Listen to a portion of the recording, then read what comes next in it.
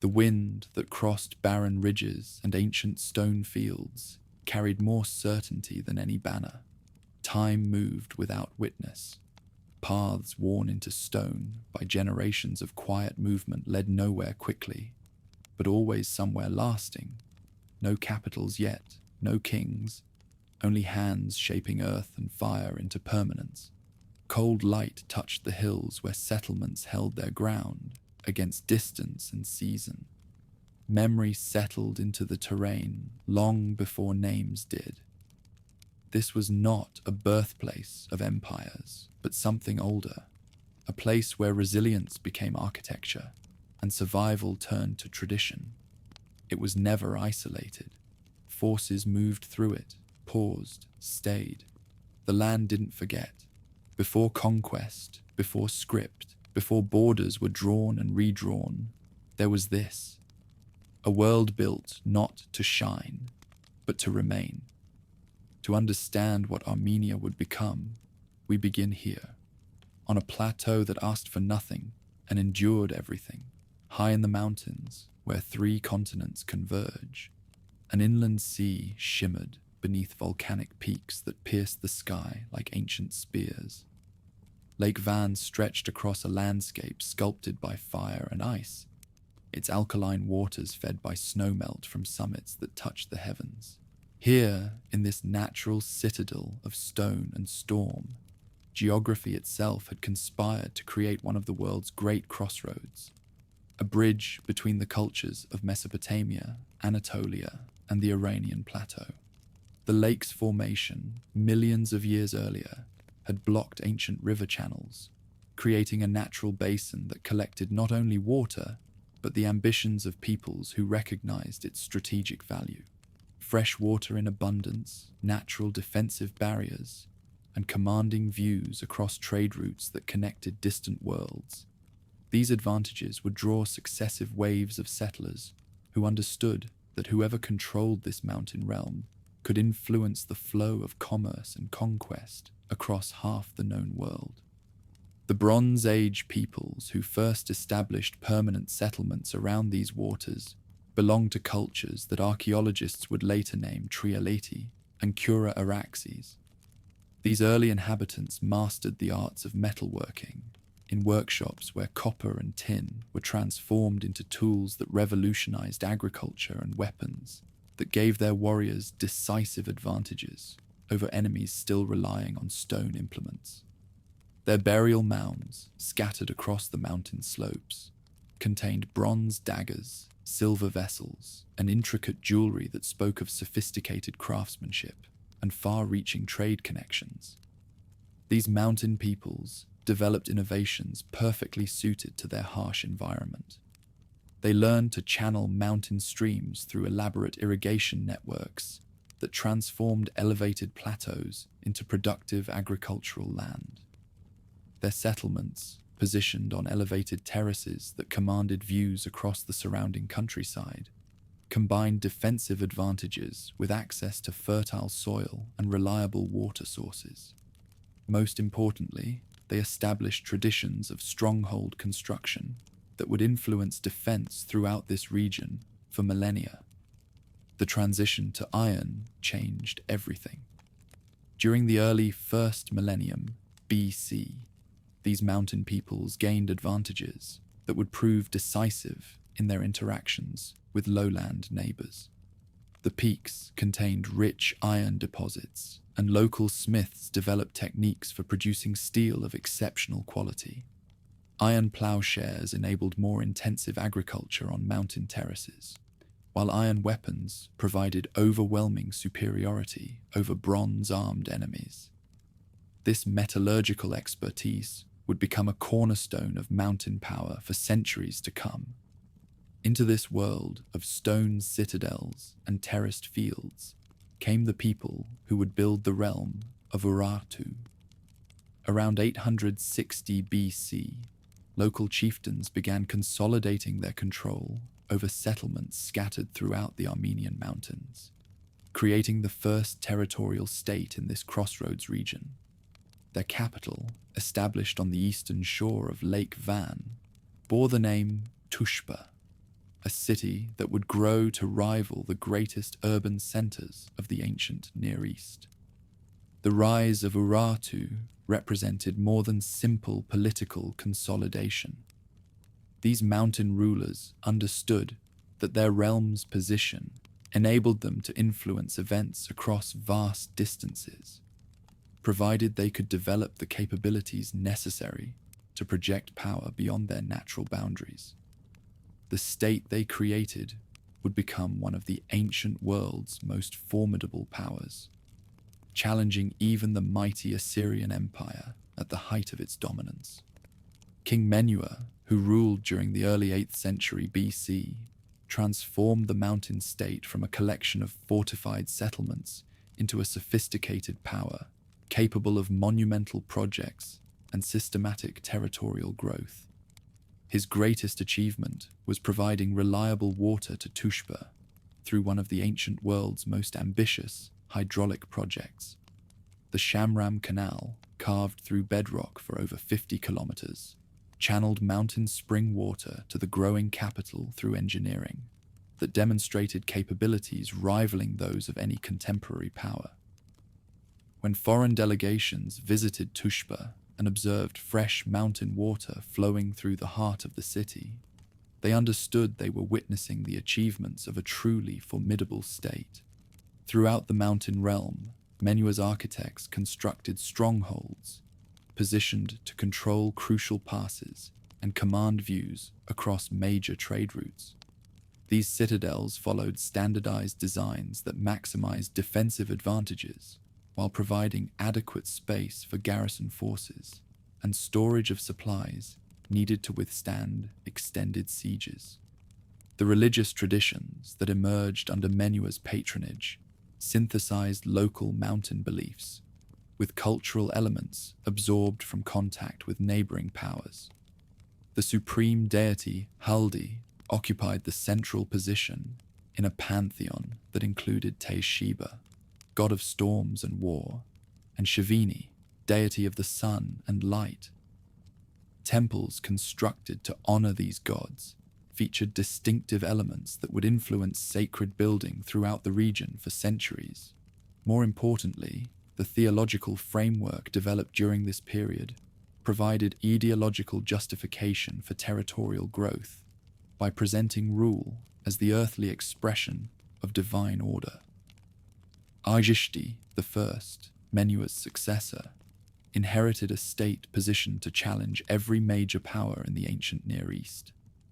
His campaigns extended authority into regions that had never before acknowledged mountain sovereignty, while his building projects rivaled the greatest achievements of contemporary powers. The new city he founded, Erebuni, would eventually evolve into Yerevan, one of the world's oldest continuously inhabited urban centers. Erebuni demonstrated the sophisticated urban planning capabilities that distinguished mature civilization in these mountains. Unlike earlier settlements that had grown organically over generations, this new foundation was designed from the beginning as a command center capable of governing distant territories. Its citadel, constructed on an elevated platform that commanded views across the surrounding countryside, contained palace complexes, temple buildings, and archive facilities that could support the bureaucratic activities required by territorial governance. Argishti's innovations transformed the nature of mountain warfare through systematic application of new approaches and tactics. His forces pioneered the use of heavy cavalry that could operate effectively in mountainous terrain, providing mobility advantages that enabled rapid response to threats across the realm's extended frontiers. More importantly, his siege specialists developed techniques specifically adapted to mountain conditions, enabling systematic reduction of strongholds that had previously been considered impregnable. The deportation policies implemented during Argishti's reign established patterns that would influence demographic composition throughout the region for centuries. Rather than simply extracting tribute from conquered territories, administrators systematically relocated populations to areas where their skills and labor were most needed. Skilled craftsmen were concentrated in workshops where they could contribute to weapons production, while agricultural populations were settled in mountain terraces, where intensive cultivation could support larger urban centers. These population transfers operated according to sophisticated planning that balanced economic considerations with security requirements. Potentially troublesome elements from conquered territories were dispersed among mountain populations unlikely to support resistance movements, while loyal groups received preferential treatment that encouraged collaboration. The result was demographic reshaping that strengthened mountain society while eliminating sources of opposition in newly acquired territories. Rusa IV, the greatest of mountain monarchs, presided over a realm that stretched from the Caucasus Mountains to northern Syria, from Lake Urmia to the approaches of the Euphrates River. His long reign witnessed the completion of building projects that had been generations in the making, while his campaigns established control over territories that commanded some of the ancient world's most important trade routes. The hydraulic achievements of Rusa's era represented the culmination of centuries of mountain expertise in water management. His specialists constructed elaborate canal networks that supported agricultural productivity in elevated regions, while providing reliable water supplies to growing urban centers. The technical sophistication of these projects, precise calculation of gradients, sophisticated understanding of hydraulic principles, and systematic coordination across vast distances demonstrated capabilities that few contemporary powers possessed. Royal inscriptions from Rusa's reign reveal the ideological framework that justified expansion and shaped mountain political culture for generations. The king presented himself not as a conqueror seeking personal glory, but as the earthly representative of Haldi, charged with extending divine order throughout the world. This theological justification for territorial growth would influence political thinking throughout the region long after mountain power had disappeared. The development of cuneiform writing under royal patronage created the first systematic records of mountain culture and provided the foundation necessary for governing extensive territories. Scribes adapted Mesopotamian writing systems to record their own language, while maintaining diplomatic correspondence with foreign courts in Akkadian, the international language of the time. This bilingual capability enabled sophisticated diplomatic relationships while preserving cultural distinctiveness. The royal archives discovered at sites contain thousands of tablets documenting every aspect of governance from provincial management to ceremonies. These records reveal a bureaucratic system of remarkable sophistication, with specialized officials responsible for taxation, recruitment, building projects, and foreign relations. The systematic nature of record keeping enabled coordination across vast distances, while providing detailed information about resources available for future operations. Cultural achievements during the height of power established artistic traditions that would influence mountain culture for centuries. The distinctive style of metalwork produced in royal workshops combined technical mastery with aesthetic sensibilities that created objects of extraordinary beauty and significance. Bronze cauldrons decorated with elaborate animal figures, ceremonial shields bearing complex imagery, and weapons that balanced functional effectiveness with artistic expression all testified to cultural sophistication that rivaled any contemporary power. Sacred building reached its greatest development during this period through temple complexes that integrated mountain traditions with influences absorbed from contact with neighboring cultures.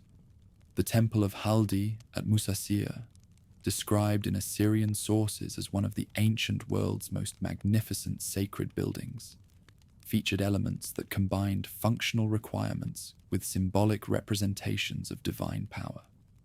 The systematic destruction of this temple by Assyrian forces in 714 BC was intended not merely to eliminate a target, but to demonstrate the powerlessness of mountain gods against Mesopotamian might.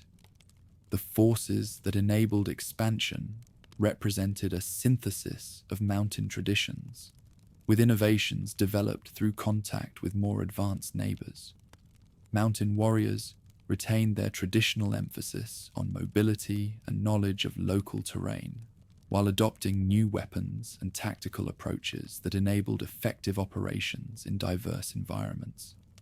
The integration of different combat specialties, heavy infantry for assault operations, mobile cavalry for reconnaissance and pursuit, skilled archers for siege warfare, created combined arms capabilities that few ancient armies possessed.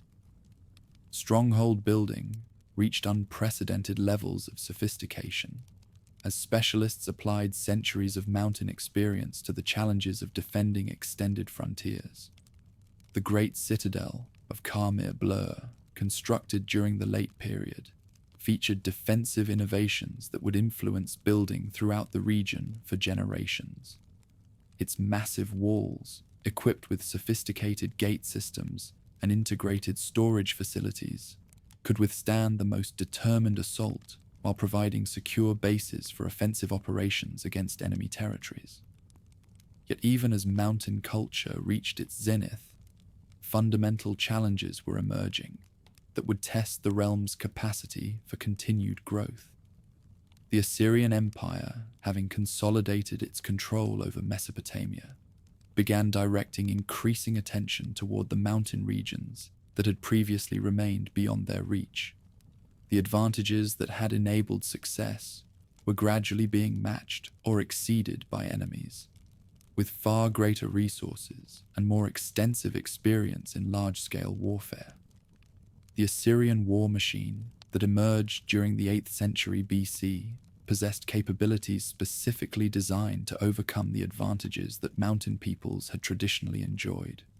Professional armies trained for extended campaigns could maintain pressure against mountain strongholds for months or years, while sophisticated siege equipment could breach defensive works that had previously been considered impregnable. More importantly, Assyrian systems could sustain operations across vast distances without the logistical constraints that had limited earlier Mesopotamian expansion into mountain regions. The climactic confrontation came during the reign of Sargon II of Assyria, whose systematic campaign in 714 BC demonstrated the overwhelming advantages that professional armies enjoyed over traditional mountain forces. The Assyrian advanced through the Armenian mountains, methodically reducing strongholds and devastating agricultural areas, revealed how completely the balance had shifted. When Assyrian troops stormed the sacred city of Musasir and carried away the treasures of Haldi's temple, they were demonstrating that mountain gods could not protect their people against enemies who possessed superior organization and resources. The psychological impact of this campaign extended far beyond its immediate consequences.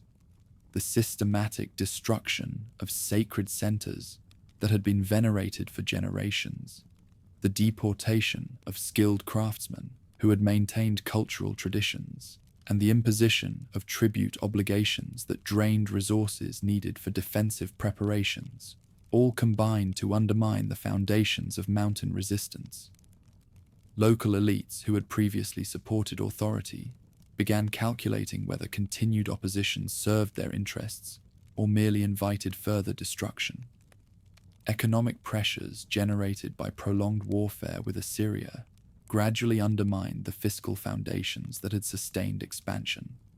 The tribute payments demanded by Assyrian overlords consumed resources that had previously funded building projects and preparations, while the disruption of trade routes reduced commercial revenues that had supported urban centers. Agricultural productivity declined as mountain terraces became battlefields, forcing dependence on food supplies that were increasingly difficult to obtain. Cultural changes accompanying political decline reflected the broader transformation of mountain society under external pressure. Traditional artistic styles began incorporating Assyrian elements as local craftsmen adapted their work to satisfy foreign tastes and requirements. Practices evolved to accommodate theological concepts that had been unknown during the period of independence. Most significantly, the language itself began absorbing vocabulary and grammatical structures from languages spoken by new populations settling in mountain territories. The gradual disappearance of political control during the 7th century BC marked the end of the first great mountain empire, but not the elimination of mountain culture. The techniques, capabilities, and traditions developed during centuries of rule provided foundations that would support future political developments in the region.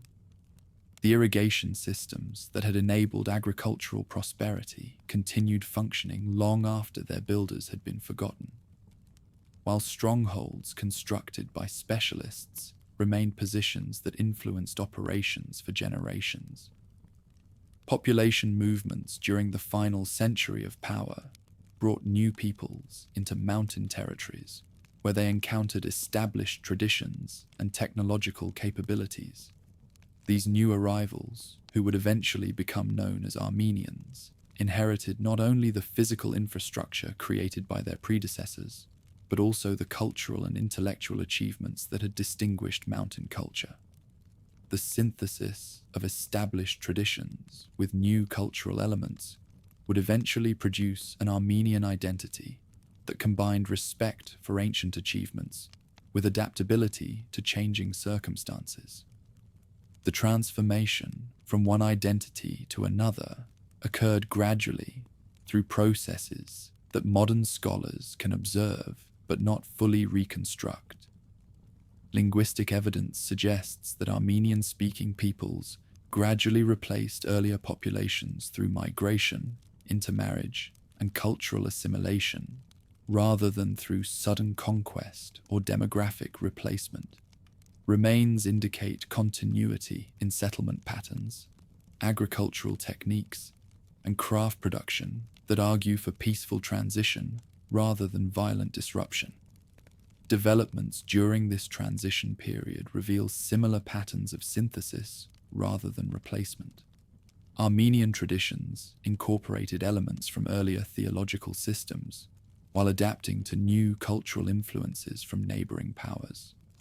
Sacred sites that had been important during the earlier period continued receiving veneration under Armenian rule, though the specific practices associated with them evolved to reflect changing cultural priorities and external influences. By 600 BC, the mountain regions around Lake Van had been transformed from the center of an independent realm into a contested frontier where multiple powers competed for influence. The Assyrian Empire, which had seemed destined for eternal dominance just decades earlier, was itself struggling to maintain control over territories that exceeded its capabilities. New powers, the Babylonians, the Medes, and the emerging Persian Empire, were beginning to challenge Assyrian control while developing their own claims to mountain territories. The Armenian peoples who inherited this position possessed advantages that their predecessors had developed, but also faced challenges that would test every capability they had acquired. The expertise that enabled effective stronghold building, the metallurgical knowledge that produced superior weapons and tools, and the agricultural techniques that supported mountain prosperity all remained available to support new political ventures. Yet the independence that had enabled earlier expansion was gone, replaced by complex relationships with foreign powers that required diplomatic skills and flexibility that would define Armenian political culture for centuries to come. The stage was set for the emergence of Armenian culture as a distinctive synthesis of inherited achievements and adaptive innovations. The mountain realm that had produced one of the ancient world's most formidable states would soon become the homeland of a people whose survival strategies and cultural accomplishments would enable them to maintain their identity through centuries of foreign domination. The transition from power to endurance marked not the end of mountain greatness, but its transformation into new forms that would prove even more durable than the strength that had established the region's importance. The collapse came swiftly. As the 7th century BC drew to its close, the mountain realm that had challenged Assyria found itself caught in a maelstrom of competition that would reshape the entire ancient world. The Assyrian Empire, weakened by decades of overextension and internal strife, crumbled before the combined assault of Babylonian and Median forces. When Nineveh fell in 612 BC, the geopolitical foundations that had defined the Near East for 3 centuries vanished overnight, leaving power vacuums that ambitious new rulers would rush to fill. Into this chaos stepped Cyrus the Great, a visionary monarch whose conquests would create the largest empire the world had yet witnessed. His armies shattered Median resistance and absorbed their territories within a decade. Lydian resistance crumbled next, bringing control to the Aegean shores. Babylon surrendered without siege, extending dominion from the Indus River to the Mediterranean Sea. The Armenian mountains, with their strategic passes and metalworking expertise, could not long remain independent in this transformed landscape. The absorption of Armenian territories proceeded not through dramatic conquest, but through the inexorable logic of expansion. Mountain rulers, recognizing the futility of resistance against forces that had overwhelmed far greater powers, chose accommodation over destruction.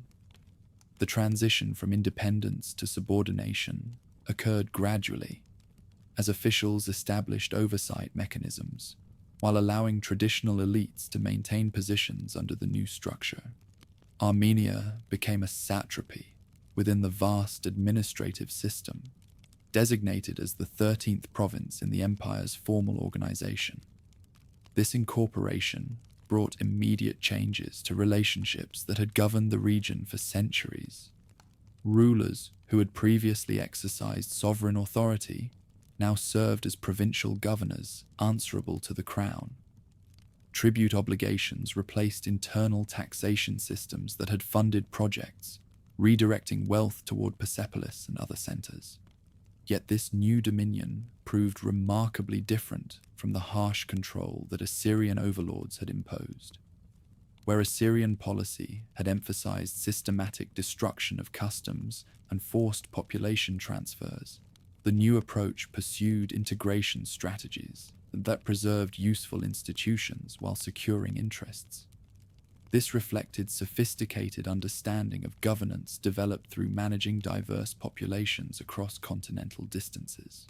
The tribute system operated according to principles that balanced revenue requirements with provincial capacity to pay. The Armenian satrapy was assessed obligations calculated according to systematic surveys of agricultural productivity, population, and commercial activity.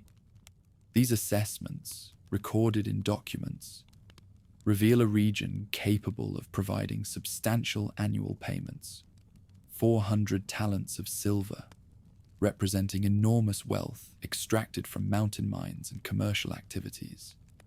The obligations extended beyond simple monetary payments to include specialized products that reflected capabilities and needs. Mountain metalworkers were required to produce weapons and tools for forces, while upland pastures provided horses that became integral components of cavalry units.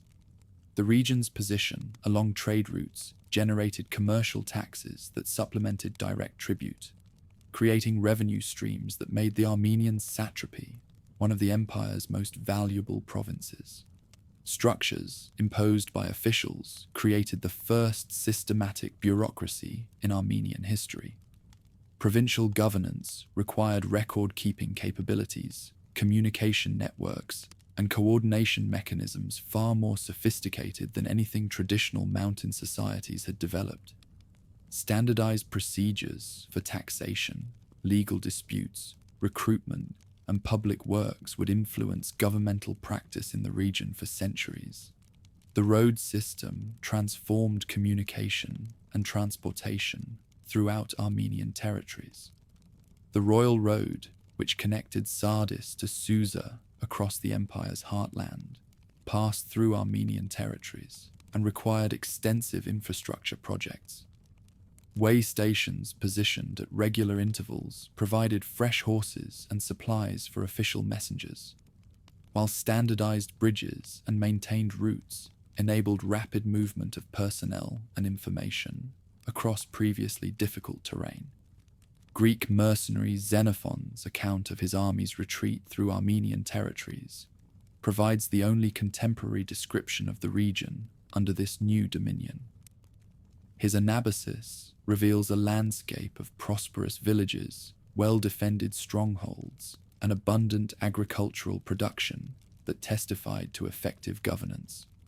The Greek soldiers encountered rulers who commanded substantial forces and controlled territories organized according to new models, while enjoying considerable autonomy in internal affairs. Xenophon's descriptions of Armenian capabilities reveal how integration had enhanced rather than diminished power. Forces combined traditional mountain warfare techniques with organizational methods and equipment standards. Armenian cavalry, trained according to new methods but adapted to mountain conditions, proved particularly effective against Greek forces unaccustomed to high-altitude warfare. The region's ability to field substantial armies demonstrated that foreign control had strengthened rather than weakened capacity. Transformations accompanying integration reflected the sophisticated approach to governing diverse populations. Zoroastrian practices, while encouraged through official support and temple construction, were not imposed at the expense of customs.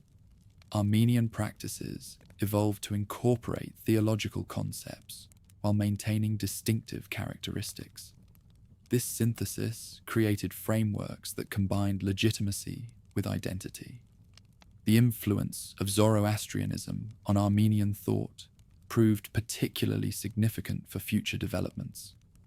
Theological concepts, especially the emphasis on cosmic struggle between good and evil forces, provided intellectual frameworks that would later facilitate Armenian adoption of Christianity. The practice of venerating fire as a sacred element established ritual customs that influenced Armenian practices for centuries. Language evolution during this period reflected similar patterns of synthesis rather than replacement. Aramaic, the empire's language, became widely used for official business and commercial transactions. However, native languages continued evolving, absorbing vocabulary while maintaining grammatical structures that preserved linguistic heritage. This bilingual capability enabled Armenian participation in activities while preserving distinctiveness. The emergence of the Orontid dynasty around 401 BC marked a crucial shift in Armenian evolution. These rulers, probably descended from noble families granted territorial control, established hereditary authority that would endure for over 2 centuries. Unlike appointed provincial governors who served at pleasure, the Orontids built independent power bases that enabled them to pursue interests while maintaining nominal allegiance. Orontes I, the dynasty's founder, exemplified the complex balance required for successful leadership under oversight. His court maintained ceremonial customs and procedures, while cultivating support through policies that benefited Armenian interests. This dual approach enabled him to function effectively within the system, while building authority that could survive changes in policy or leadership. The Orontid capital at Armavir became a center where traditions merged to create distinctive synthetic forms. Palace architecture incorporated design elements while adapting to conditions and defensive requirements. Court ceremonies combined protocols with customs, creating frameworks that acknowledge sovereignty while maintaining Armenian identity. Practices synthesized Zoroastrian theological concepts with traditional mountain beliefs, establishing patterns that would influence spiritual evolution for generations. Armenian participation in campaigns demonstrated the region's integration into strategic planning. Armenian forces served in armies that fought against Greek city-states, providing cavalry and infantry units that enhanced capabilities. These campaigns exposed Armenian soldiers to diverse traditions and battlefield techniques, while demonstrating their value as professional warriors capable of operating effectively in various environments. The Battle of Gaugamela saw Armenian cavalry units fighting alongside forces against Alexander the Great's advancing armies. Though the battle ended in decisive defeat, Armenian units distinguished themselves through disciplined performance under extreme pressure. Their ability to maintain formation and execute tactical maneuvers during one of history's most chaotic battles testified to professionalism developed through centuries of service. Engineering projects in Armenian territories created infrastructure that would support development for centuries. Irrigation systems expanded agricultural productivity through techniques that combined hydraulic expertise with knowledge of mountain conditions. Road construction connected previously isolated areas to communication networks, while facilitating commercial growth that increased prosperity. The practice of relocating skilled populations brought new expertise to Armenian territories, while exposing craftsmen to advanced techniques developed elsewhere in the empire. Metal workers from various regions shared knowledge that enhanced capabilities, while textile producers introduced weaving methods that created new commercial opportunities. These exchanges enriched Armenian material culture while maintaining traditional craftsmanship that preserved identity. Commercial expansion under this dominion transformed Armenian economic relationships with neighboring regions. The empire's vast trade networks provided markets for Armenian products, while ensuring reliable supplies of goods that enhanced prosperity. Silver mining in the Armenian mountains expanded to meet currency needs, generating wealth that supported urban growth and population increase throughout the region.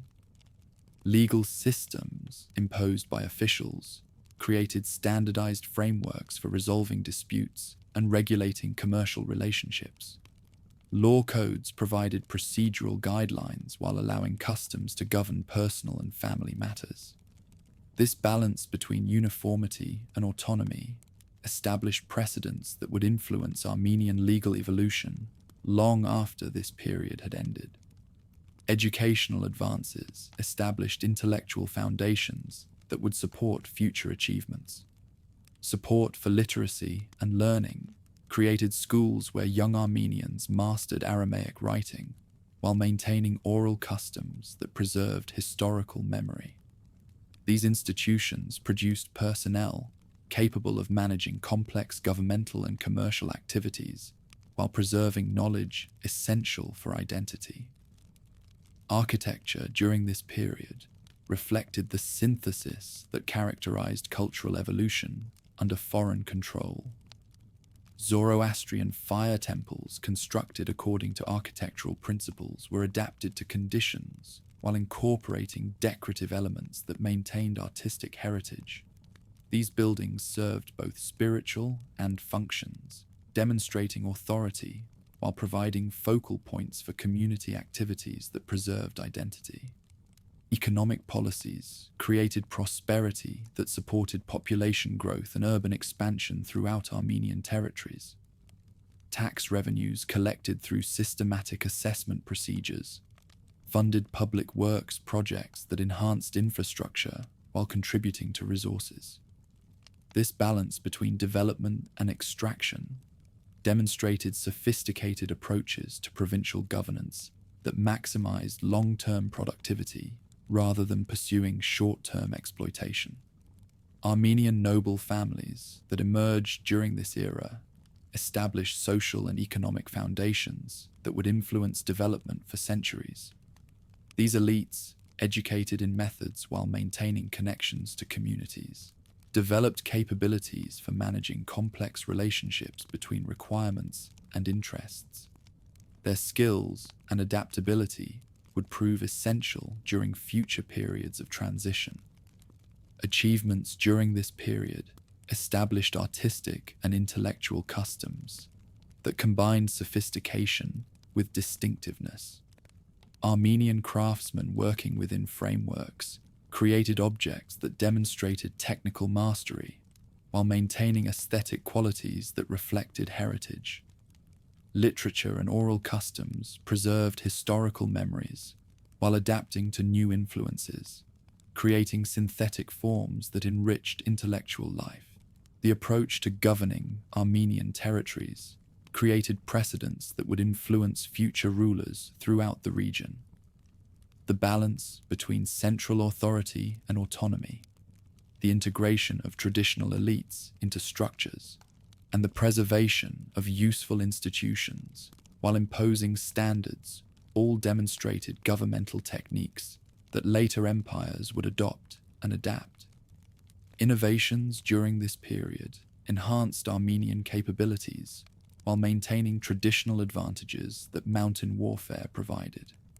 The integration of cavalry techniques with knowledge of terrain created combined arms capabilities that proved effective in diverse operational environments. Armenian units developed reputations for reliability and effectiveness that would make them valuable allies for future powers. As Alexander's armies swept across the empire, destroying centuries of development in a few short years, Armenian territories faced another fundamental transition. The Orontid rulers, who had learned to navigate structures, would need to develop new strategies for survival in a world dominated by Macedonian ambitions and Hellenistic influences. The skills developed during 2 centuries of foreign control, diplomatic flexibility, competence, and adaptability would prove essential for maintaining autonomy during the chaos that followed Alexander's conquests.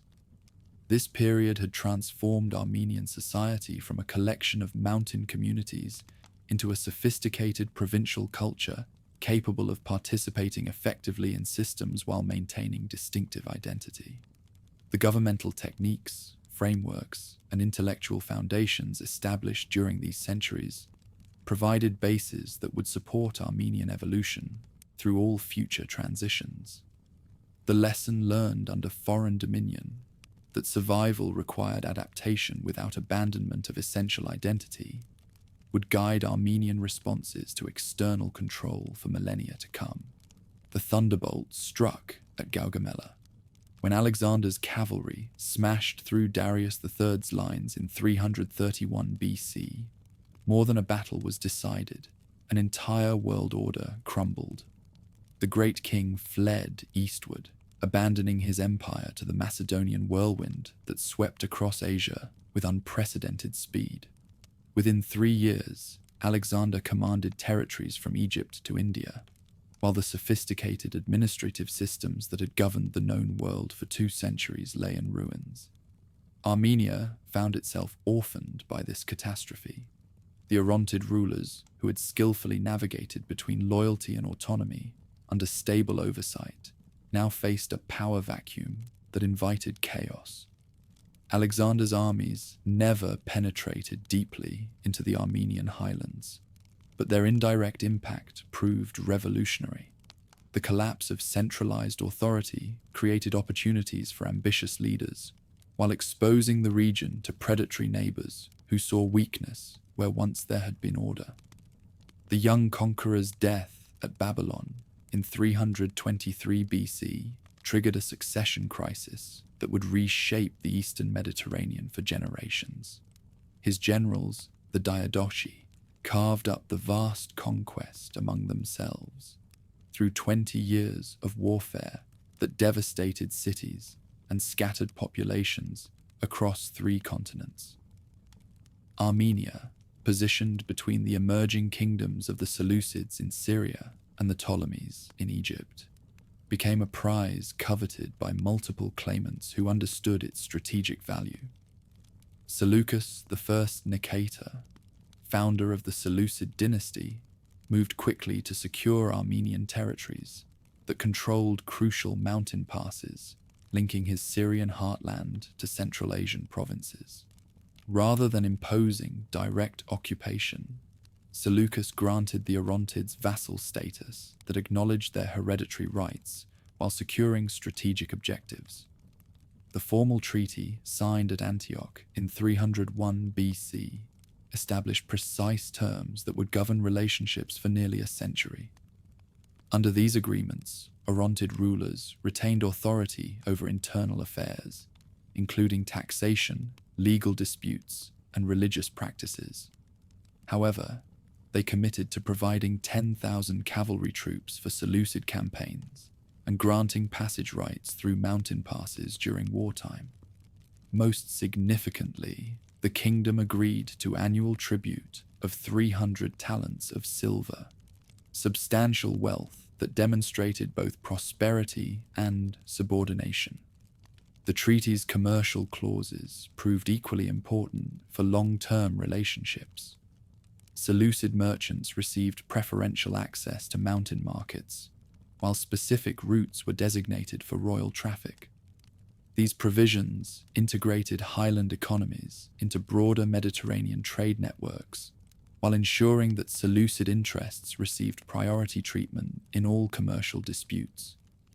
Marriage alliances formed another crucial component of these diplomatic arrangements.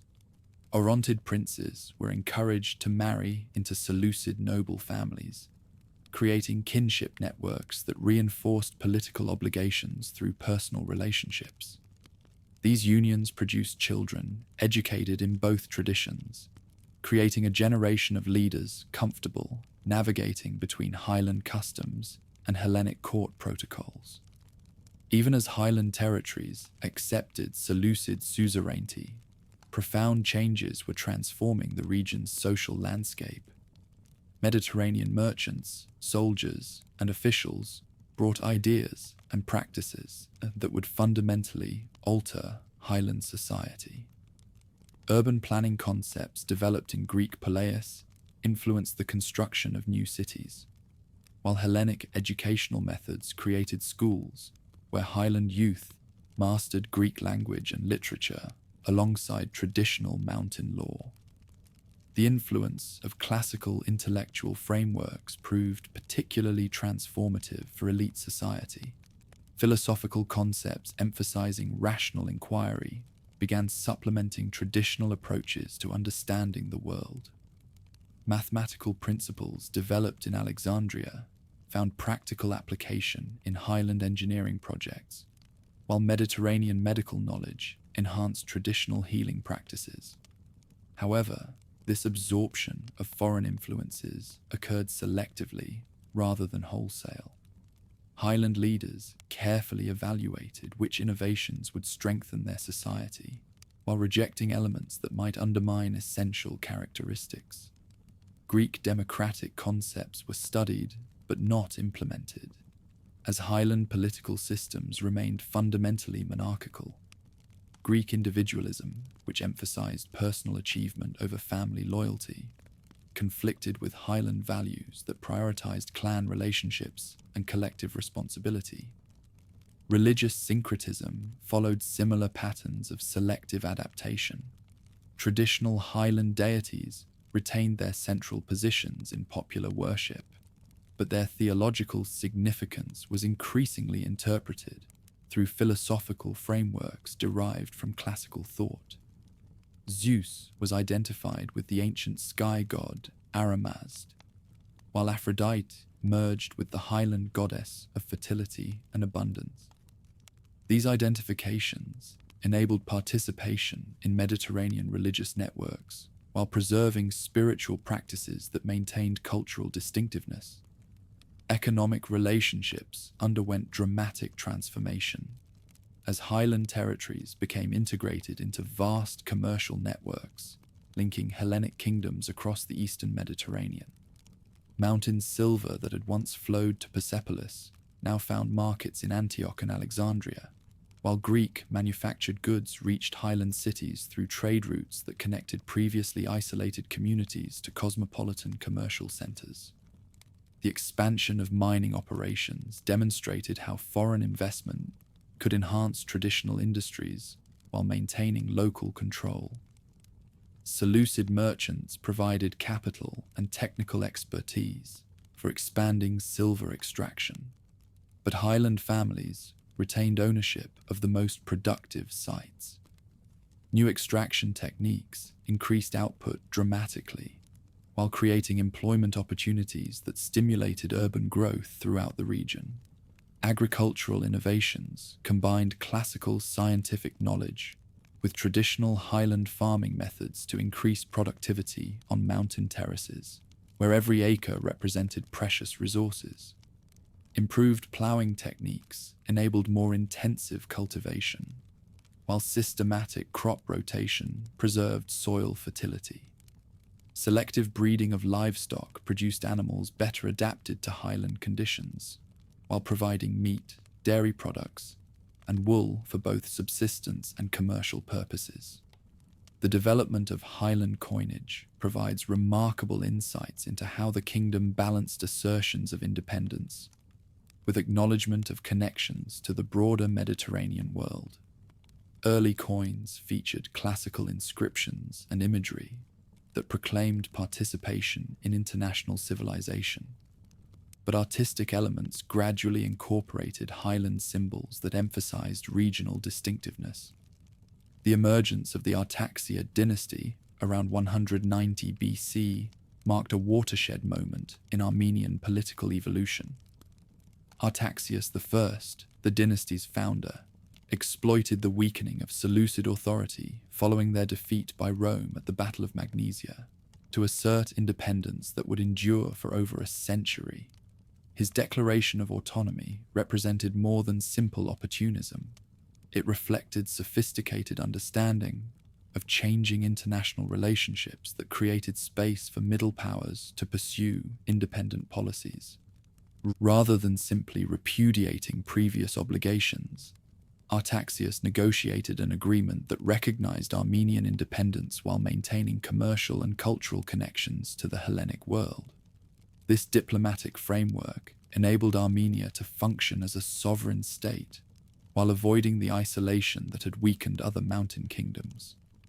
Artaxias demonstrated his commitment to independence through the ambitious project of constructing a new capital that would embody Armenian aspirations for permanent sovereignty. The city of Artaxiad, built on the Arax River according to plans that synthesized Greek urban design principles with Armenian defensive requirements, represented more than administrative convenience.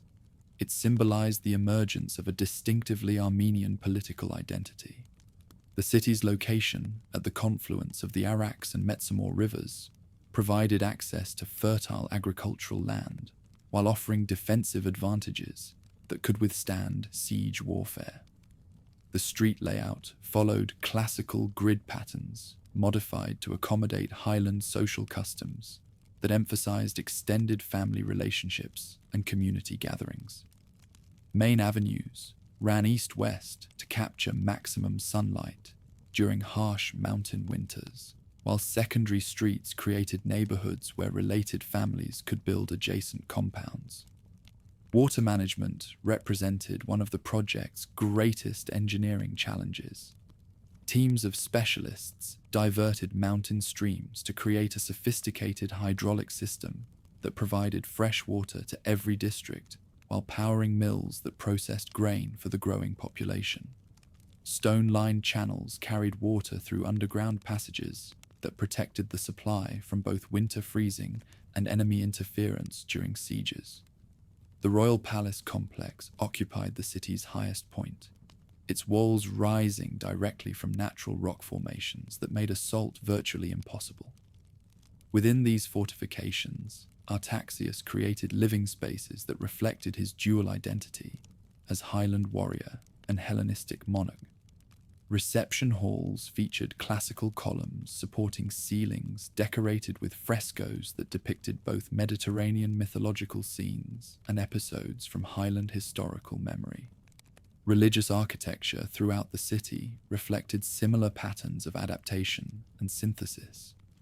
The main temple complex honored both traditional Highland deities and Hellenic gods whose worship had been introduced through diplomatic contacts and commercial relationships. The temple of Ahura Mazda featured fire altars, maintained according to Zoroastrian ritual requirements, while adjacent buildings housed Greek-style statuary that depicted familiar gods in forms that reflected local artistic sensibilities. The royal palace complex at Artaxiad became a center for cultural synthesis that would influence Armenian civilization for centuries. Greek artists working alongside Armenian craftsmen created decorative programs that celebrated both classical mythology and mountain historical traditions.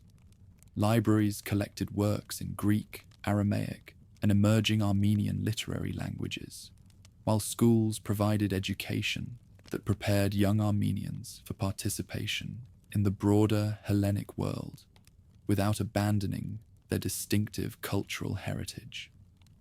The Royal Library became one of the ancient world's most remarkable institutions, collecting works in multiple languages while supporting scholarly activities that advanced human knowledge.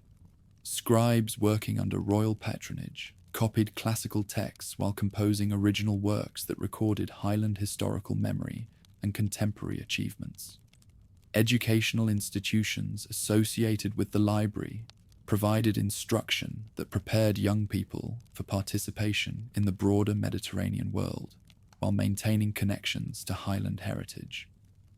The influence of Greek dramatic traditions led to the construction of theatres in Armenian cities, where classical plays were performed alongside works that celebrated Armenian historical achievements.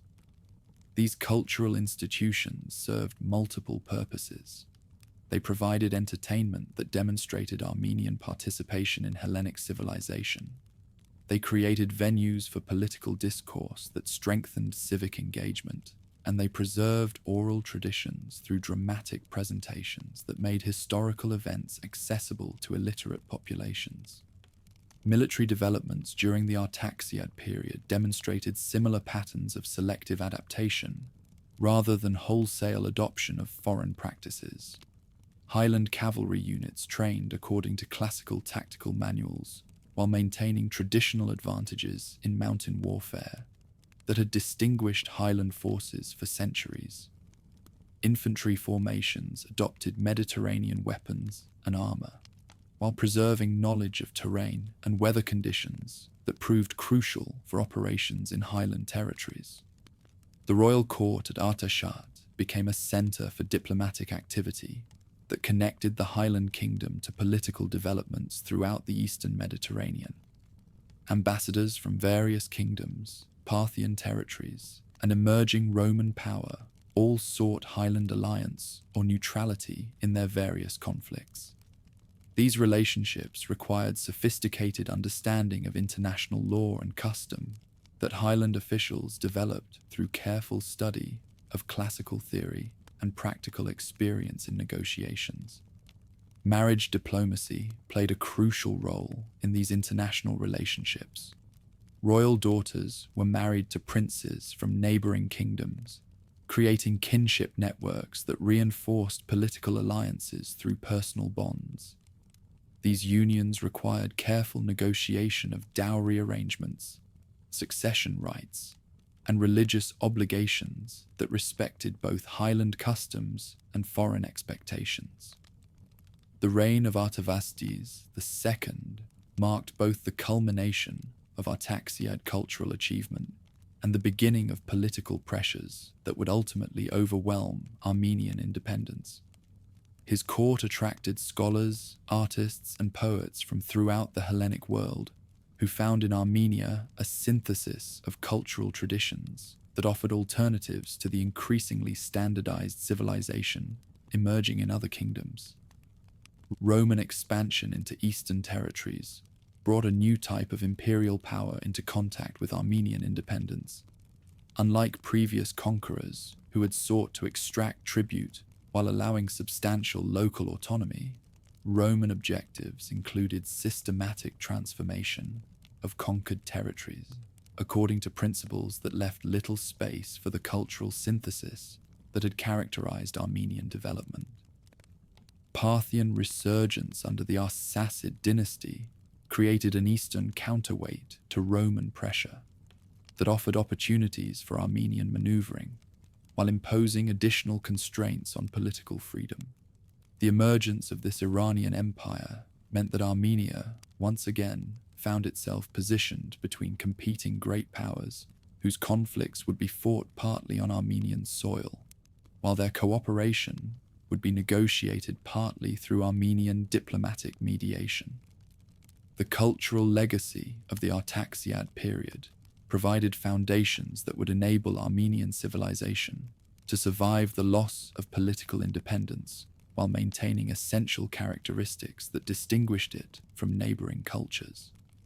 The synthesis of Greek intellectual traditions with Armenian historical memory, the development of urban institutions that combined Hellenic civic principles with mountain social structures, and the creation of artistic traditions that expressed universal human themes through distinctively Armenian symbolic languages, all contributed to cultural resilience that would prove more durable than any political institution. As the 2nd century BC drew to its close, Armenia stood at a crossroads that would determine its future relationship to the great powers that were reshaping the ancient world.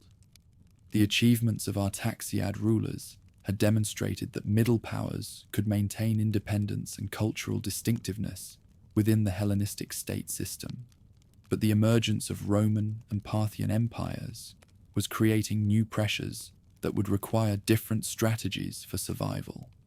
The lessons learned during 2 centuries of Hellenic influence, that cultural adaptation could strengthen rather than weaken essential identity, that diplomatic flexibility was essential for political survival, and that internal development provided the foundation for external independence, would guide Armenian responses to the challenges ahead.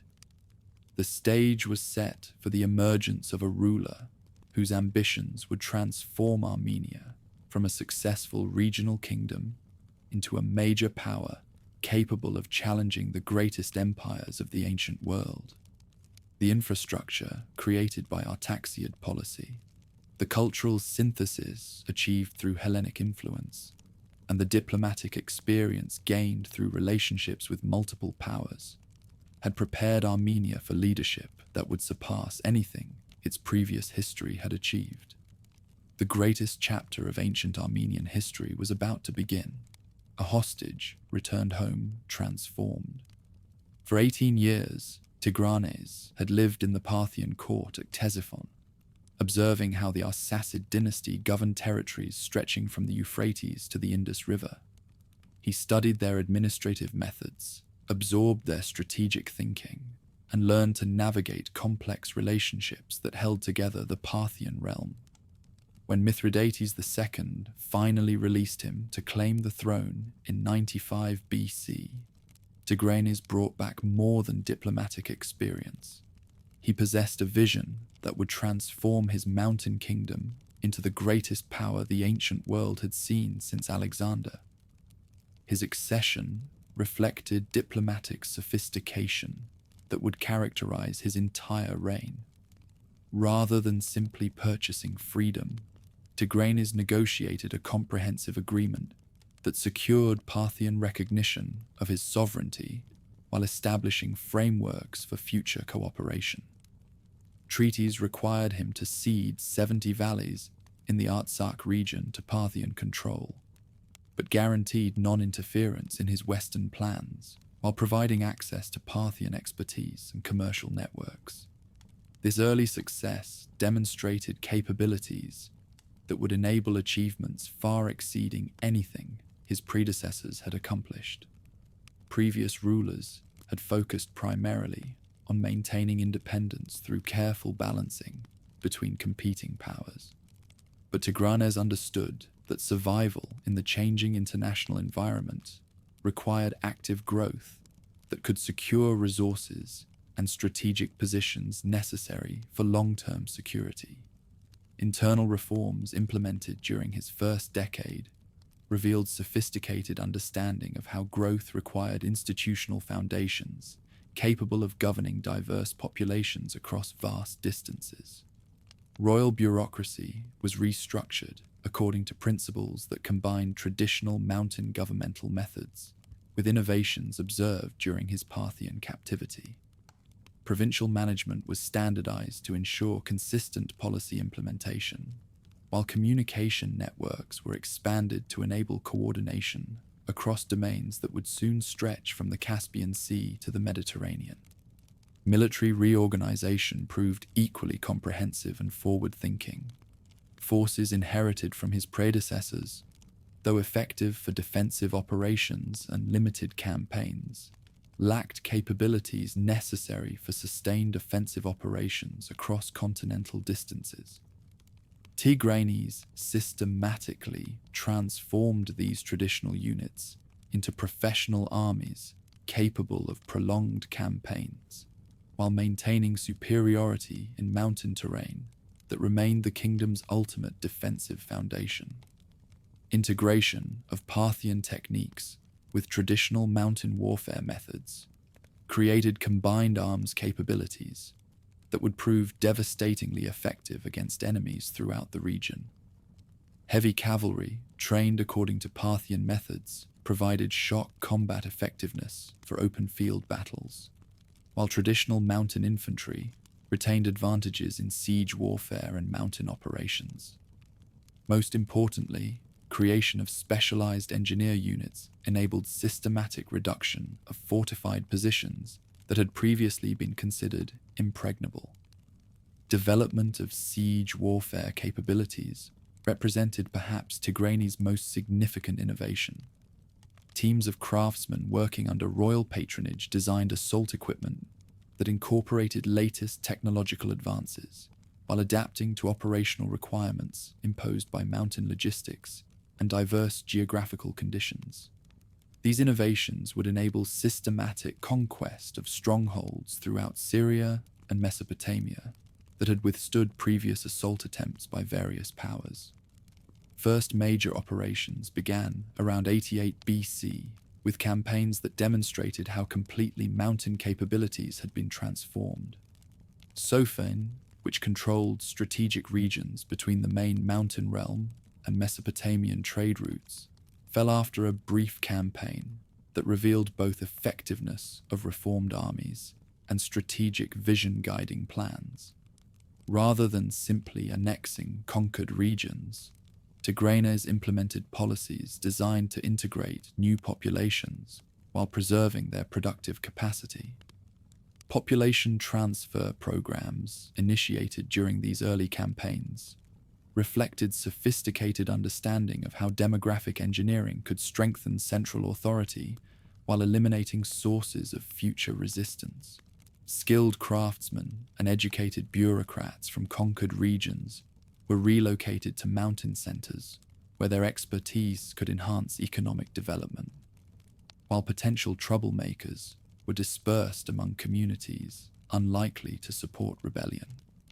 These policies created ethnically mixed populations throughout the expanding realm that had no traditional basis for coordinated opposition.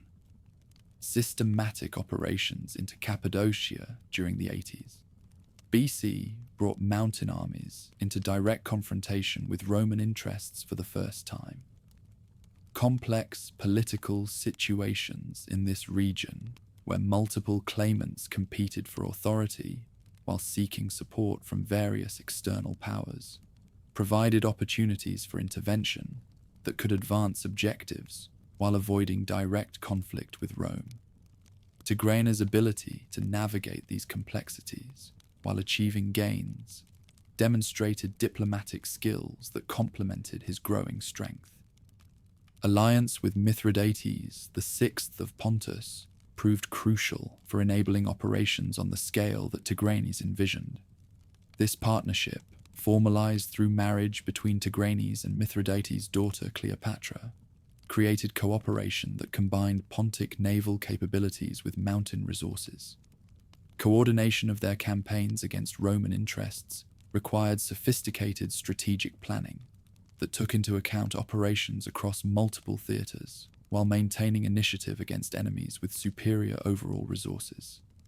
Great Syrian campaigns of the 80s and 70s, Bayi, mark the zenith of mountain achievement and demonstrated how effectively reformed institutions could project power across continental distances. Systematic reduction of Seleucid domains proceeded through carefully planned operations that combined pressure with diplomatic inducements designed to encourage submission rather than desperate resistance. City after city opened its gates to mountain armies that offered prosperity and autonomy under enlightened oversight, rather than exploitation they had experienced under weakening Seleucid rule. Damascus, the ancient commercial center that controlled crucial trade routes between Mesopotamia and the Mediterranean, surrendered after a siege that showcased mountain engineering capabilities, while demonstrating futility of resistance against such determined and well-equipped armies. Treatment of the conquered city revealed sophisticated approaches to integration that distinguished mountain policy from earlier ventures. Rather than destroying existing institutions, Tigranes preserved commercial networks and bureaucratic structures while incorporating them into frameworks that served his interests. Conquest of Antioch in 83 BC represented perhaps the greatest single achievement of mountain operations. This magnificent city, founded by Seleucus I and developed over 2.5 centuries into one of the ancient world's greatest urban centers, possessed wealth and sophistication that rivaled Alexandria and Rome. Its fall to mountain armies demonstrated that no city, regardless of its previous history or defensive capabilities, could withstand assault by properly equipped and professionally led troops. Policies implemented in conquered Syrian regions revealed how Tigranes had learned from observing Parthian governmental methods, while adapting them to mountain requirements and local conditions.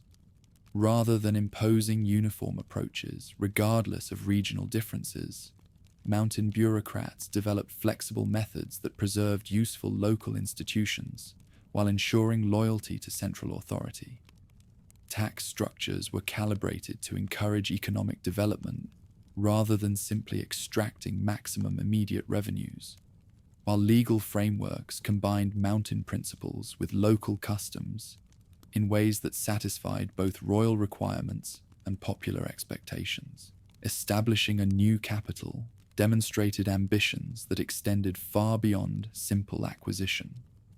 Tigranocerta, founded around 77 BC in the fertile valley between the Tigris and its tributaries, was designed from the beginning as the center of a universal empire that would eventually encompass the entire eastern Mediterranean. Location provided strategic access to both Mesopotamian and Mediterranean regions, while offering defensive advantages that could protect the royal court during periods of external pressure.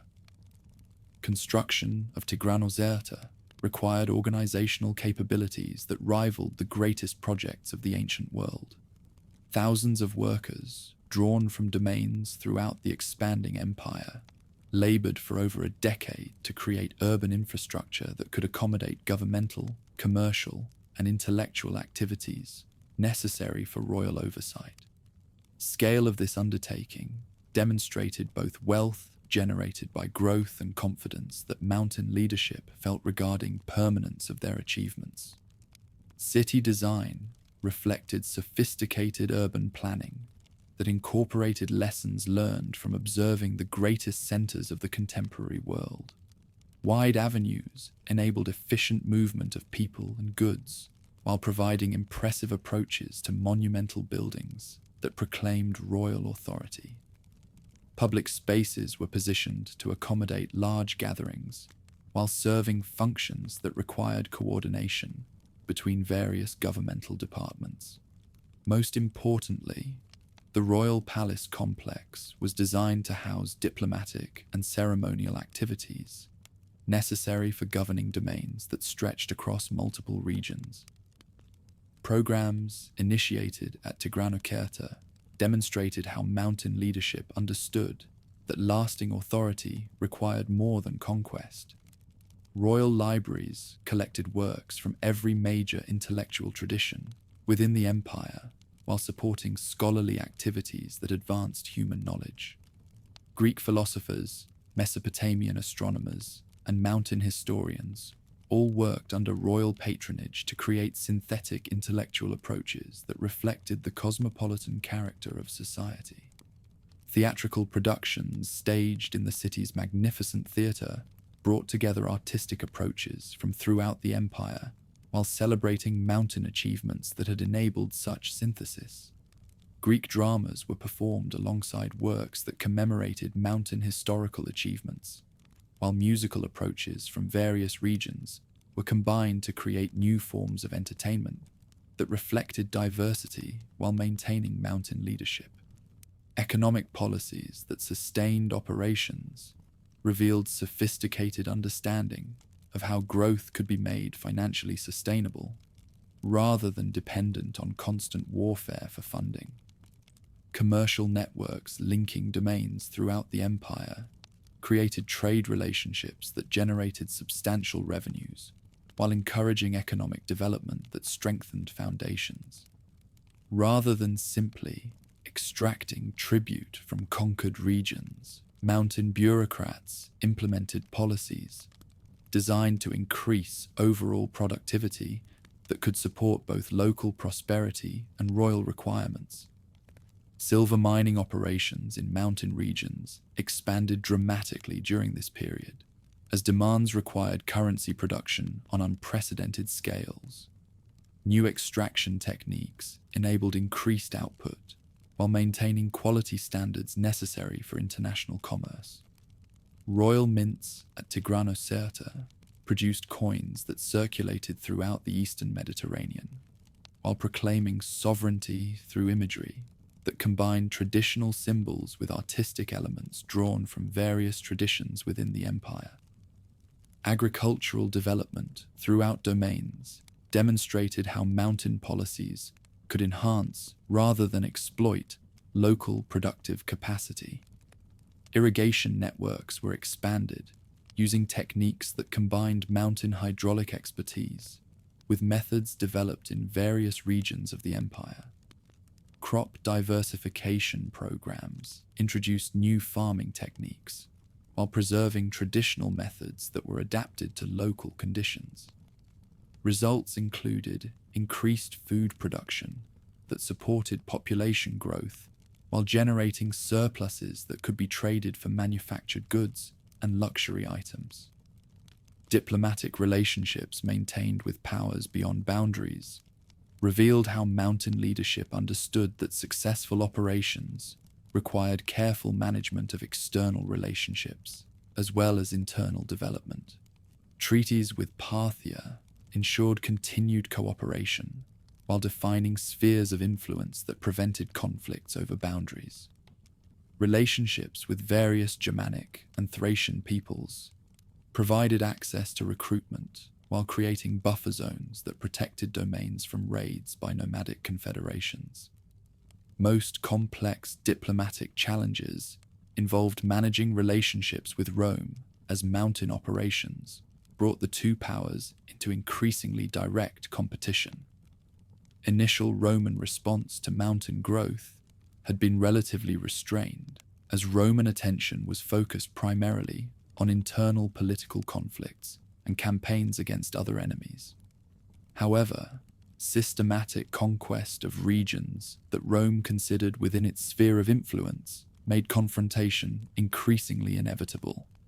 Despite diplomatic efforts to maintain peaceful coexistence, mountain approaches to this developing crisis demonstrated sophisticated understanding of how middle powers could successfully challenge dominant empires through strategic coordination with other threatened states. Alliance with Mithridates VI provided access to naval capabilities that mountain domains lacked, while enabling coordination of operations across multiple theaters that could divide Roman attention and resources. Additional diplomatic efforts sought to create broader coalitions that might include Celtic tribes in Gaul, Germanic confederations along the Rhine frontier, and various eastern peoples who had reasons to oppose Roman growth. Preparations for anticipated conflict with Rome revealed how mountain capabilities had evolved to meet challenges that would have been unthinkable for previous generations. Professional armies created during the period possessed training, equipment, and organizational structure that enabled effective operations against the best troops of the contemporary world. Technical expertise developed through systematic siege warfare could be applied to defensive operations that would make mountain domains extremely costly for enemies to conquer.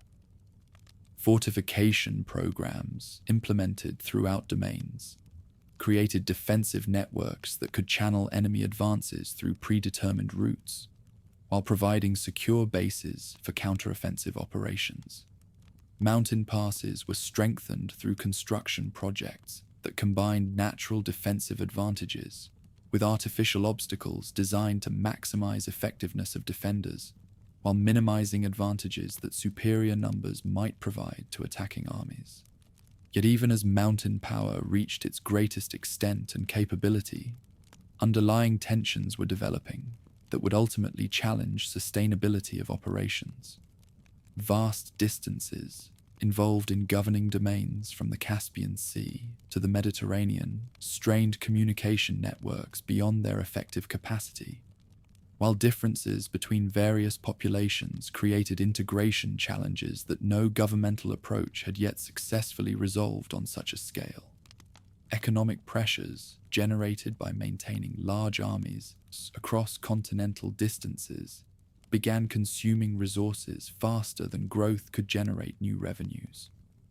Costs of garrisoning Syria, Mesopotamia, and Cappadocia simultaneously represented permanent commitments that limited flexibility for responding to new threats or opportunities. Moreover, wealth required to maintain court life at Tigranes, support programs, and fund construction projects created fiscal obligations that could be sustained only through continued successful operations. Roman response to mountain operations proved more systematic and determined than mountain leadership had anticipated. Lucullus, appointed to command Roman armies in the east, possessed both capabilities and strategic understanding that enabled effective operations against mountain positions that had previously been considered secure. His systematic approach to siege warfare neutralized many of the defensive advantages that mountain armies had traditionally enjoyed, while his ability to coordinate operations across multiple theaters prevented mountain commanders from concentrating their strength effectively. Siege of Tigranes in 69 BC tested every capability that mountain civilization had developed over the previous decades. Defensive works, considered among the strongest in the ancient world, faced assault techniques that represented the culmination of Roman expertise. Battle that determined the city's fate would decide not only the immediate campaign, but the future of mountain aspirations for dominance. As mountain armies prepared to defend their greatest achievement against Roman assault, they faced challenges that would test every lesson learned during decades of operations and every capability developed through synthesis and innovation. Outcome would determine whether the mountain experiment in universal empire could survive contact with Roman determination to dominate the eastern Mediterranean, or whether mountain ambitions would join the ruins of previous ventures that had challenged Roman authority and failed. Blood stained the marble floors of Tigranes, as Roman legionaries stormed through the palace gates. Lucullus had achieved what many thought impossible: the systematic reduction of the most formidable fortress in the Eastern world. Yet even as flames consumed the libraries, where scholars had labored to synthesize the wisdom of 3 continents, something crucial survived the destruction. The great king himself escaped with a core of loyal followers, carrying with him not just the remnants of his armies, but the bitter knowledge that his mountain kingdom could never again stand alone against the great powers that now divided the world between them. Tigranokerta's fall in 69 BC marked more than a battlefield defeat. It signaled the end of Armenia's brief experiment as an independent power. When the humbled monarch finally submitted to Pompey 3 years later, accepting the status of Roman client while retaining control over his ancestral domains, he established a pattern that would define Armenian politics for the next 3 centuries. Never again would the mountain kingdom command regions beyond its ethnic boundaries, but neither would it disappear entirely into foreign empires. Instead, Armenia would become something new in the ancient world, a permanent buffer state whose survival depended on playing competing powers against each other. Pompey's settlement revealed sophisticated Roman understanding of Eastern politics that went far beyond simple conquest. Rather than attempting to govern the Armenian highlands directly, which would have required permanent garrisons and enormous costs, he transformed the fallen king into a valuable ally whose local knowledge and established authority could serve Roman interests more effectively than any appointed governor. This arrangement preserved Armenian autonomy within carefully defined limits, while ensuring that mountain passes remained open to Roman commerce and closed to Roman enemies. Mark Antony's eastern ambitions would test this delicate balance to its breaking point. When civil war erupted between him and Octavian, Antony desperately needed allies who could provide the resources and manpower necessary for his struggle against the future Augustus. Armenia, with its strategic position, mineral wealth, and experienced warriors, became a crucial component of his plans for Eastern Empire. Yet his demands would prove so excessive that they ultimately drove even his Armenian allies into opposition. Artaxiad II, son and successor of the great conqueror, found himself caught between impossible choices. Antony demanded not just political support, but active participation in his planned invasion of Parthia, a venture that would have required Armenian troops to fight against their eastern neighbors while leaving their homeland vulnerable to Parthian retaliation. When Artaxiad hesitated to commit his soldiers to such a risky enterprise, Antony's response revealed the brutal realities of being Rome's client rather than its equal partner. Antony's invasion of Armenia demonstrated how quickly protective relationships could transform into predatory ones when Roman leaders needed scapegoats for their failures. Artaxiad was captured through treachery during what he believed were peace negotiations, then transported to Alexandria, where he was displayed in golden chains during Antony's triumph. This public humiliation of a king who had honored previous agreements sent shockwaves throughout the Eastern kingdoms and established precedents that would haunt Roman-Armenian relations for generations. Yet even as one dynasty fell, another rose to take its place. Artaxiad II, installed by Parthian armies, embodied the new reality of Armenian politics.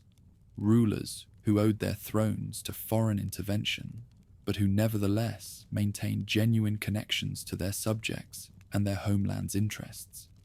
His reign demonstrated how Armenian leaders could navigate between competing empires while preserving essential elements of their identity and political autonomy. Early policies pursued by Artaxiad II reflected hard-won wisdom about survival in a world dominated by competition between great powers. Rather than attempting to play Rome and Parthia against each other through deception or betrayal, he pursued transparent diplomacy that acknowledged his dependencies while maximizing his freedom of action. This approach required constant recalibration as the balance of power shifted, but it enabled Armenia to avoid the catastrophic conflicts that destroyed other client kingdoms during this period. Religious developments during this transitional era revealed how external pressures could paradoxically strengthen internal cohesion. As Armenian nobles were forced to choose between Roman and Parthian patrons, many found unity in shared spiritual practices that transcended political divisions. Zoroastrian influences, strengthened through Parthian connections, began merging with traditional Armenian beliefs and Greek philosophical concepts to create synthetic religious frameworks that would later facilitate the kingdom's conversion to Christianity. Temple construction programs initiated during this period reflected these evolving spiritual syntheses. Sacred complexes built under Artaxiad II combined architectural elements drawn from multiple traditions while maintaining distinctively Armenian characteristics. Fire altars served Zoroastrian ceremonies, while adjacent spaces housed traditional Armenian religious practices, creating sacred environments that accommodated diverse spiritual needs within unified frameworks.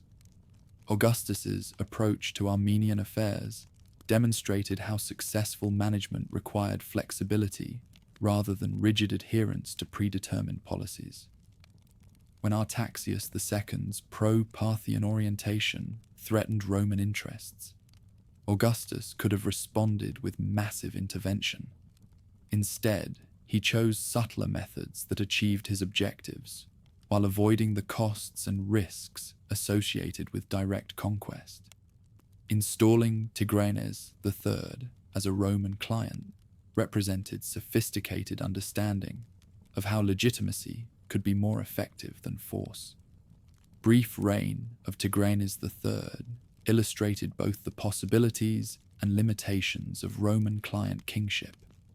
His genuine Armenian ancestry provided legitimacy that foreign governors could never possess, while his Roman education enabled him to navigate bureaucracy with skills that purely local leaders often lacked. Yet his dependence on Roman support made him vulnerable to accusations of being a puppet ruler, while his attempts to assert independence risked provoking the intervention that had brought him to power. Strabo's geographical descriptions, written during this period, provide invaluable insights into how Armenia appeared to outside observers during this era of transition.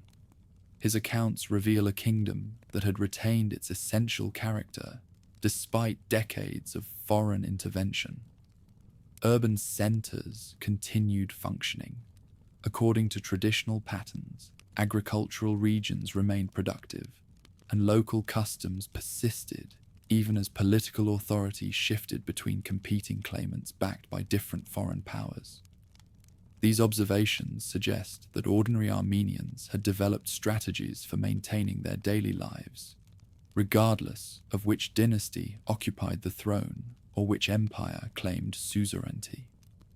Rural communities continued their agricultural cycles, urban craftsmen maintained their workshops, and merchants pursued commercial opportunities that transcended political boundaries. This resilience would prove crucial for survival during the centuries of instability that lay ahead. Vonones' Urkis accession marked a new phase in Roman-Armenian relations that would establish patterns lasting for generations. Unlike previous rulers who had been chosen primarily for their prowess or dynastic connections, Vonones represented a deliberate Roman experiment in engineering. Educated entirely within the Roman system and thoroughly versed in methods, he was intended to create a new model for client kingship that would be more responsive to Roman interests while maintaining sufficient Armenian character to ensure popular acceptance. His reign's ultimate failure provided crucial lessons about the limits of manipulation in political relationships. Despite his genuine Armenian ancestry and his careful attention to local customs, Vonones never escaped suspicions that he served Roman rather than Armenian interests. When Parthian pressure forced him to flee his kingdom, his departure was celebrated by many Armenians who preferred uncertain independence to certain subordination. Artabanus III's intervention in Armenian affairs demonstrated how Parthian policy had evolved to match Roman sophistication in managing client relationships, rather than simply installing puppet rulers who would inevitably be overthrown when circumstances changed. Parthian leaders began cultivating Armenian nobles who could provide effective governance while maintaining loyalty to Eastern interests. This approach recognized that successful client relationships required mutual benefit rather than simple subordination. Zeno Artaxias, installed as Artaxias III by Parthian armies, exemplified this new approach to client kingship. His Iberian origins provided him with independence from both Roman and traditional Armenian aristocratic factions, while his proven capabilities offered practical advantages that transcended questions of authenticity. Most importantly, his willingness to balance between Eastern and Western influences demonstrated that successful Armenian rulers needed diplomatic rather than prowess.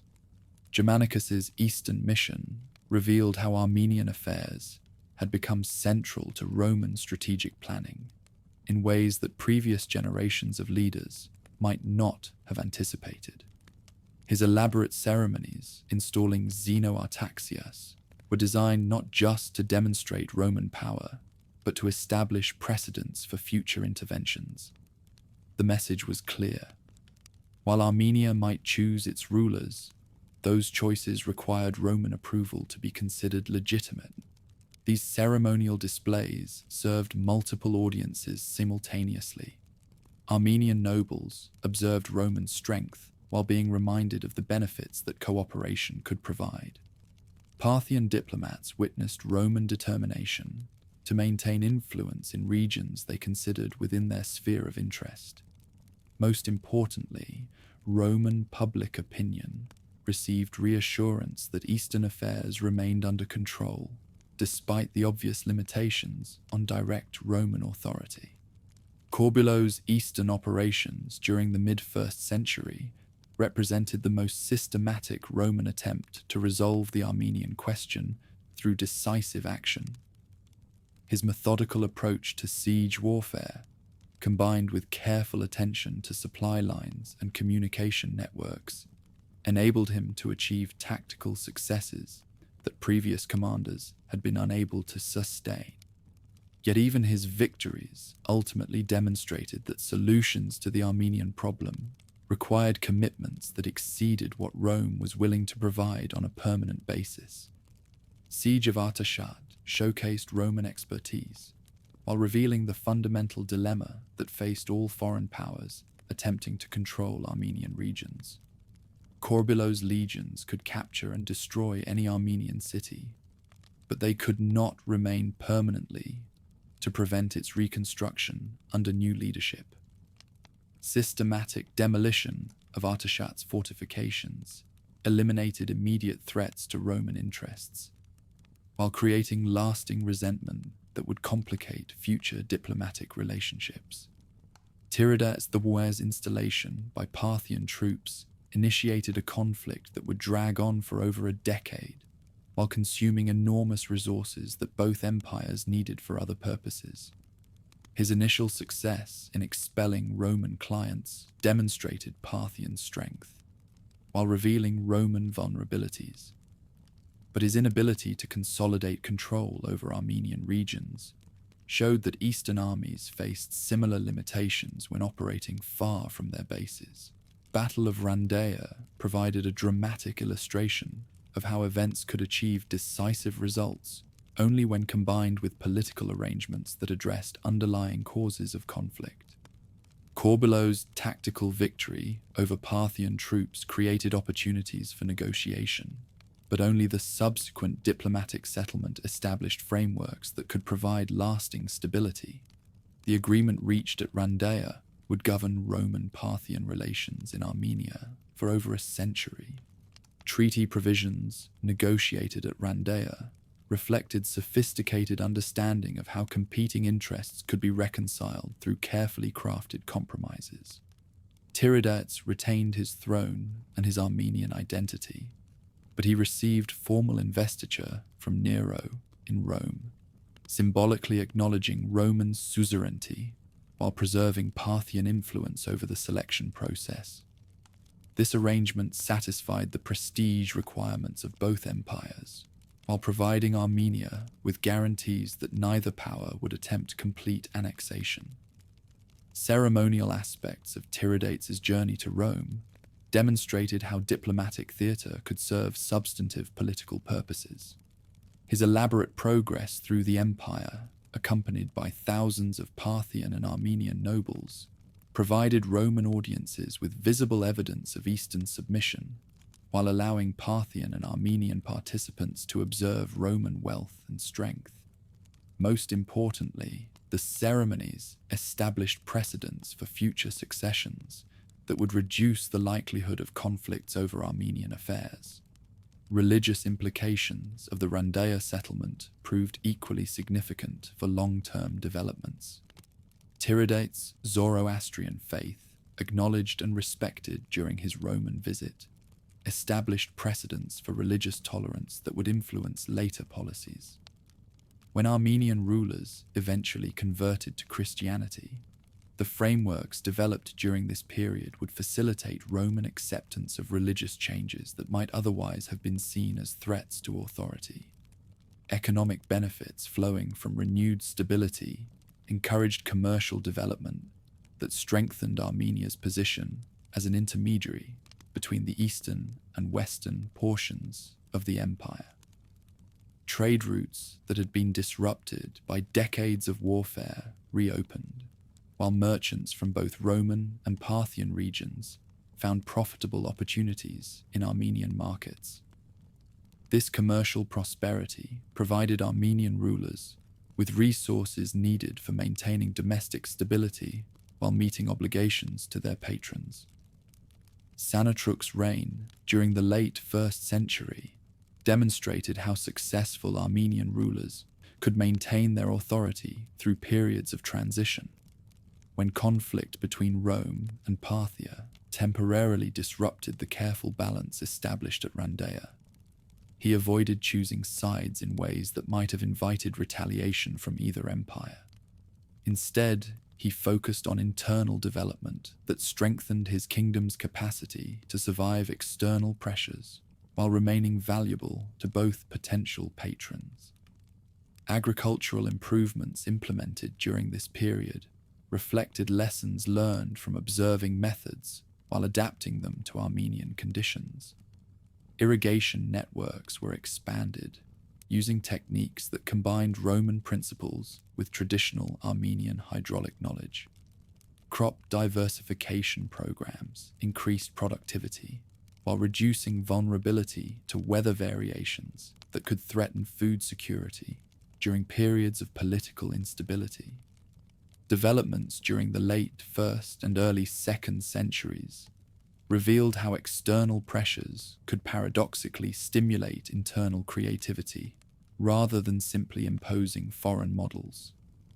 Armenian artistic traditions incorporated elements from Roman and Parthian sources while maintaining distinctive characteristics that reflected local aesthetic preferences. Literary works produced during this period combined classical forms with Armenian historical themes, creating synthetic traditions that would influence regional intellectual development for centuries. Religious architecture from this era demonstrates similar patterns of creative adaptation. Temples built under various Armenian rulers featured elements drawn from multiple traditions while serving spiritual needs that reflected the complex religious landscape emerging in Armenian society.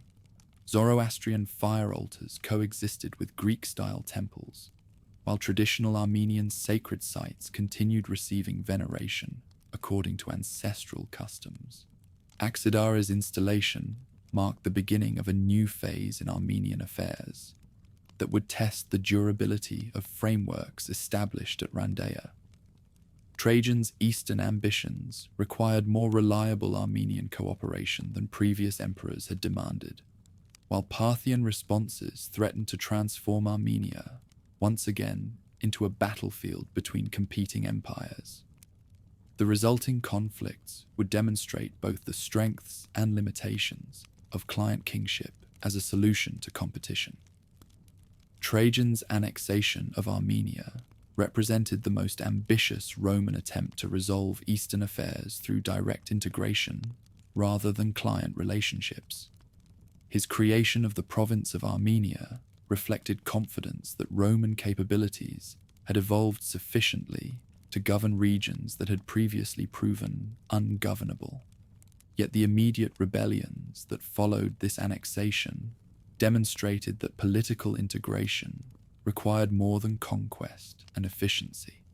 Parthia brief reign under Roman auspices illustrated the complexities involved in creating legitimate authority through foreign intervention. Despite his Parthian royal ancestry and his careful attention to Armenian customs, his obvious dependence on Roman support undermined his credibility with Armenian nobles who preferred uncertain independence to certain subordination. His overthrow within months of Trajan's death revealed how client rulers could survive only when they possessed genuine local support as well as foreign backing. Hadrian's restoration of Armenian client kingship reflected hard-won Roman wisdom about the limitations of direct governance in distinct regions. His installation of Vologases II as Armenian king acknowledged that stable client relationships required rulers who possessed independent sources of legitimacy rather than simple dependence on favor. This return to earlier policies would establish patterns that would govern Roman-Armenian relations for the remainder of the period. Economic recovery following the restoration of client kingship demonstrated how political stability could rapidly translate into material prosperity. Trade routes that had been disrupted by warfare reopened, while agricultural productivity recovered from the devastation caused by conflict. Most importantly, Armenian merchants regained access to both Roman and Parthian markets, enabling commercial relationships that provided the kingdom with resources needed for maintaining independence within the constraints imposed by competition. Flourishing during the Middle Period reflected increasing confidence that Armenian identity could survive and even benefit from engagement with broader civilizations.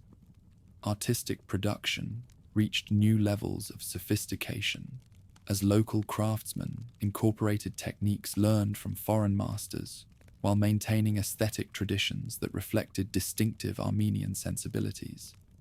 Literary works produced during this era combined classical forms with Armenian historical themes, creating intellectual traditions that would influence regional development for centuries. Religious developments during this period laid crucial groundwork for the spiritual transformation that would eventually define Armenian civilization. Zoroastrian influences, strengthened through Parthian connections, merged with traditional Armenian beliefs and emerging Christian ideas to create synthetic religious frameworks that prepared the intellectual foundations for later conversion. Temple architecture from this era reveals how different spiritual traditions could coexist within unified sacred spaces that serve diverse community needs. As the 2nd century drew to its close, Armenia had achieved a delicate equilibrium that enabled survival and even prosperity within the constraints imposed by competition between great powers. Neither fully independent nor completely subordinated, the kingdom had developed institutions and practices that could adapt to changing external circumstances. while preserving essential elements of Armenian identity. This balance would soon face its greatest test as new pressures emerged that would transform not just Armenia, but the entire structure of power in the ancient world. Fire consumed the Parthian capital as Artaxiad's armies swept through Ctesiphon's ancient streets. The last Arsacid emperor fell defending his throne, ending 4.5 centuries of Parthian dominion over the Iranian plateau. Yet from this catastrophe, an unexpected inheritance emerged. The Arsacid princes who had governed Armenia as Parthian vassals found themselves suddenly independent, ruling a kingdom that would become the last bastion of a dynasty that had once commanded territories from the Euphrates to the Indus River. Artaxiad I, founder of the new Sassanid dynasty, brought to power a revolutionary vision that would transform the Eastern world as dramatically as Rome had once reshaped the West. Unlike their Parthian predecessors, who had ruled through loose confederations of semi-autonomous vassals, the new rulers pursued centralized control, backed by an aggressive religious ideology that demanded uniformity of belief as well as political submission.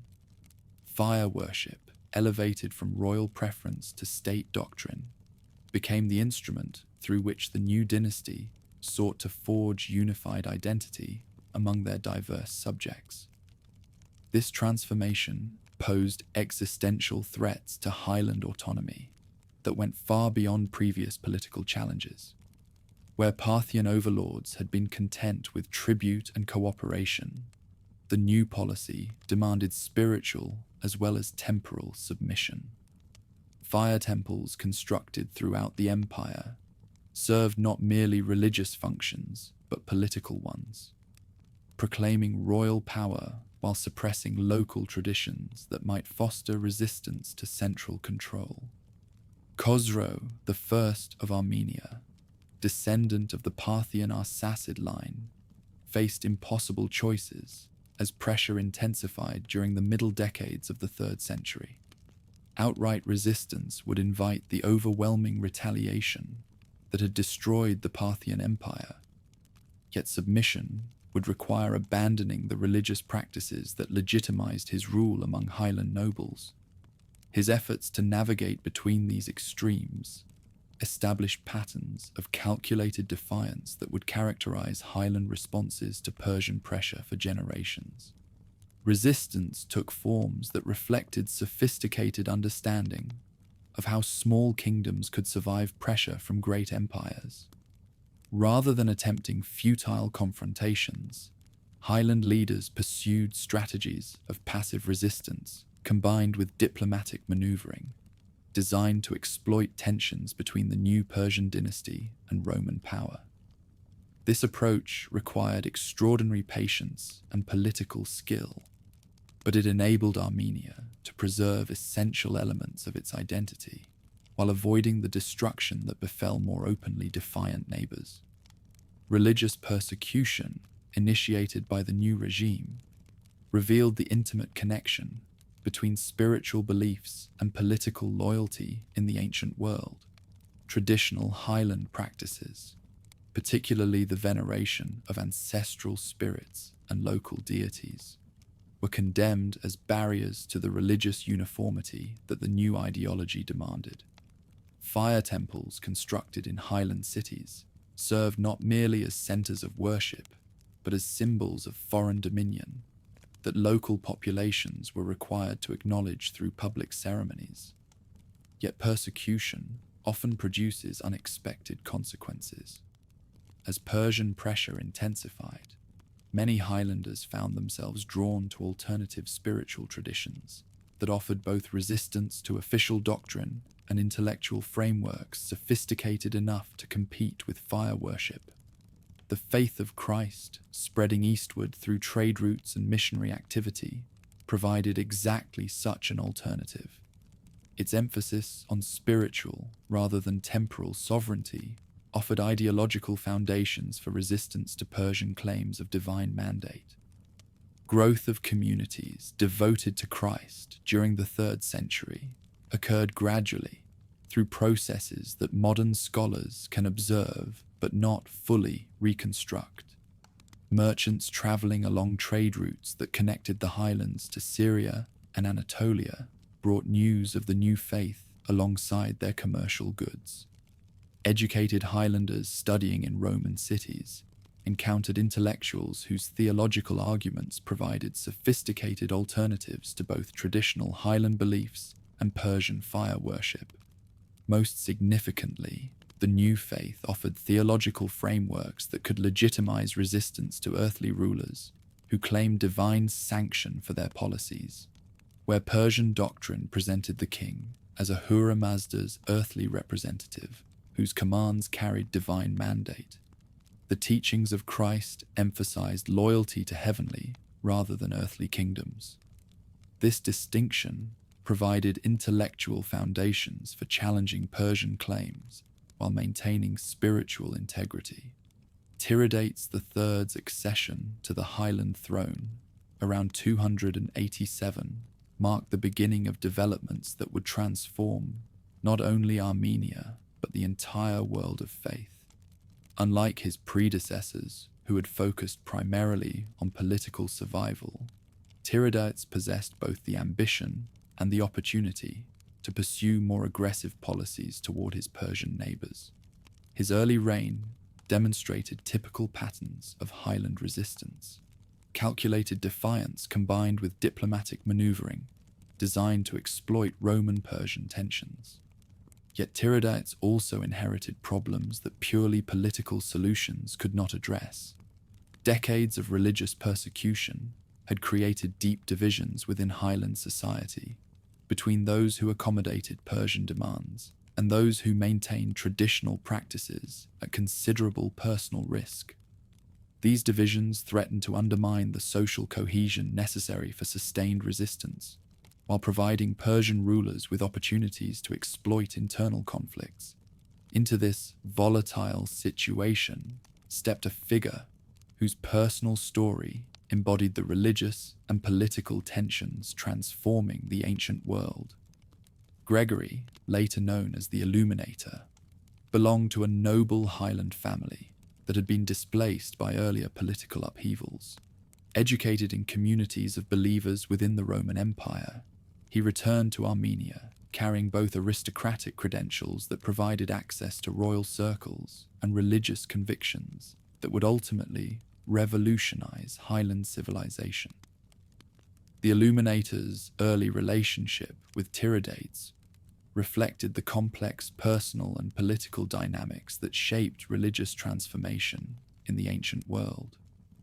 As members of the Highland nobility, both men understood the political implications of religious choices in ways that transcended purely spiritual considerations.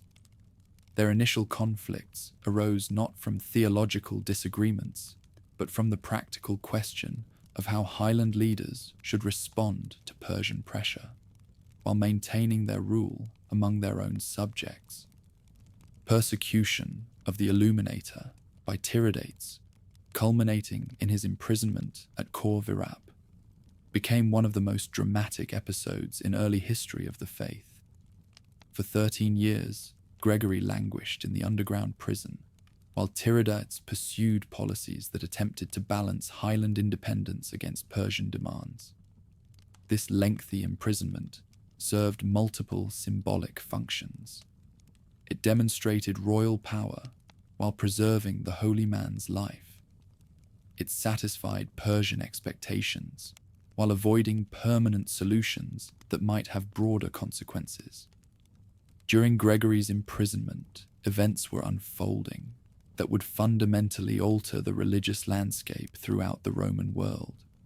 Constantine's embrace of the faith of Christ and his subsequent victory at the Milvian Bridge demonstrated that the new religion could be compatible with political success rather than necessarily leading to martyrdom. These developments provided new models for how rulers devoted to Christ might exercise power while maintaining their spiritual commitments.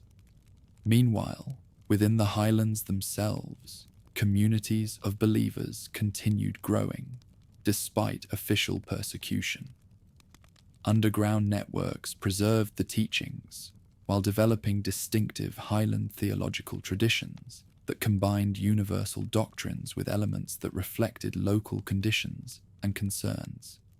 These communities created institutional foundations that would prove crucial when official policy eventually changed. Legend and history intertwine in accounts of Tiridates' transformation, but the political logic underlying this change remains clear. By the late 3rd century, continued resistance to Persian pressure required allies who could provide both spiritual legitimacy and practical support. Roman believers, newly legitimized by Constantine's embrace of their faith, offered exactly such alliance. Moreover, the new religion provided ideological frameworks that could unite Highland resistance, while distinguishing it from both Persian fire worship and traditional Highland paganism.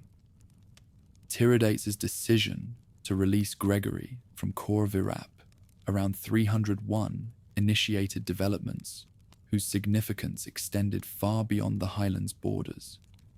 The Illuminator's emergence after 13 years of imprisonment provided dramatic evidence of divine favor that validated the new faith's claims while demonstrating the inadequacy of persecution as a means of suppressing religious movements.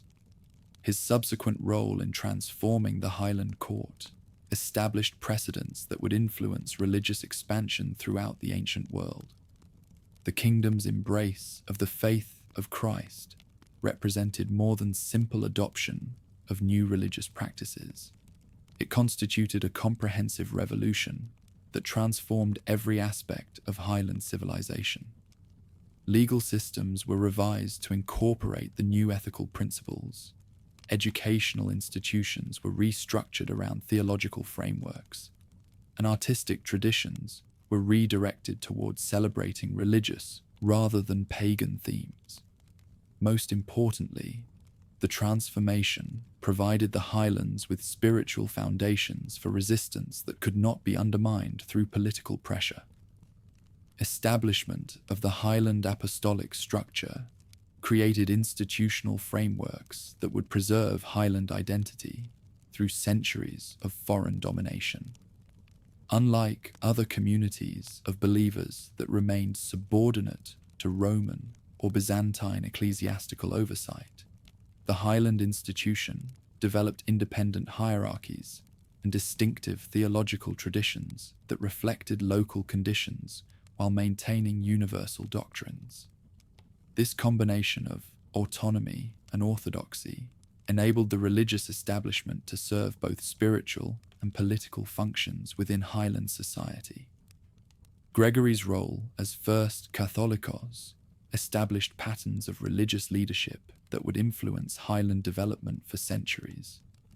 His combination of aristocratic background, theological education, and political sophistication created a model for ecclesiastical power that could function effectively within the complex relationships that governed Highland society.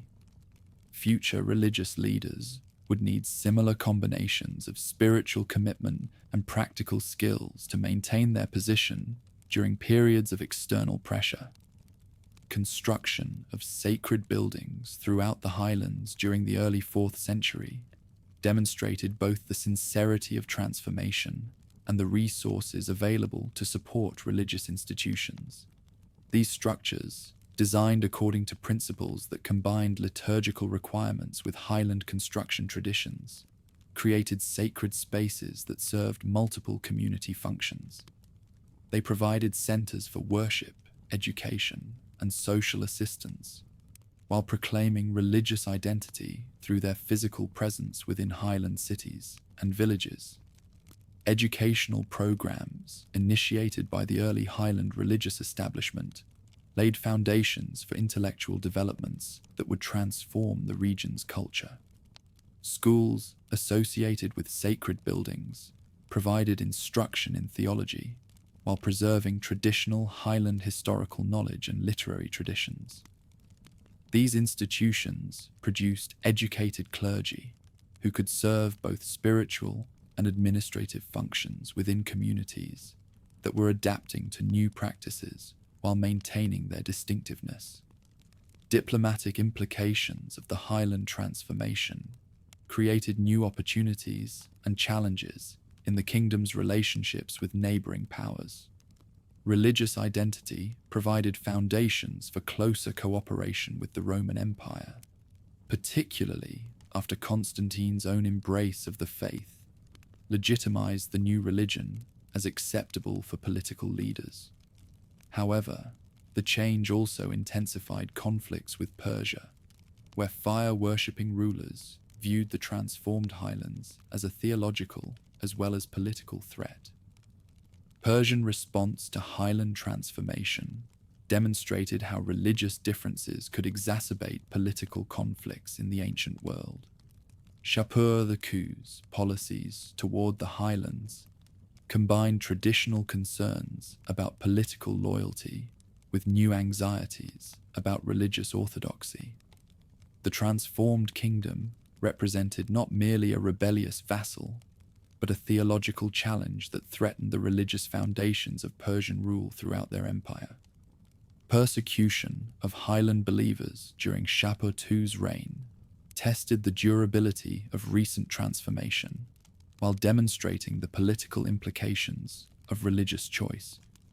Attempts to force Highland leaders to renounce their new faith and embrace fire worship revealed how completely spiritual and temporal power had become intertwined in Persian ideology.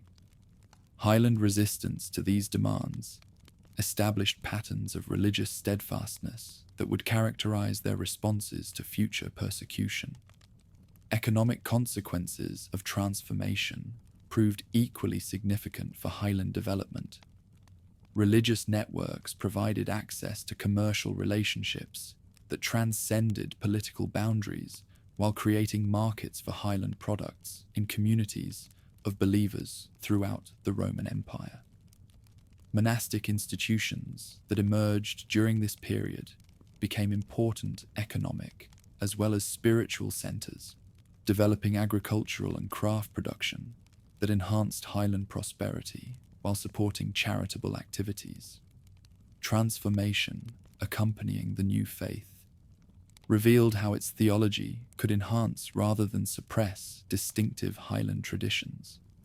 Historical narratives were reinterpreted to demonstrate divine providence in Highland development, while genealogical traditions were adapted to show connections between Highland noble families and biblical figures. These adaptations created religious Highland identity that maintained distinctiveness while participating in universal civilization of faith. Artistic developments during the early religious period established aesthetic traditions that would influence Highland culture for centuries. Sacred building decoration programs combined religious iconographic themes with artistic techniques that reflected Highland preferences. Manuscript illumination, developed to serve liturgical needs, created opportunities for artistic expression that celebrated both religious doctrine and Highland historical achievements. Legal reforms implemented during the early religious period demonstrated how spiritual transformation could reshape social as well as spiritual relationships. The new ethical principles influenced modifications to traditional Highland legal practices, particularly regarding family relationships, property rights, and community obligations.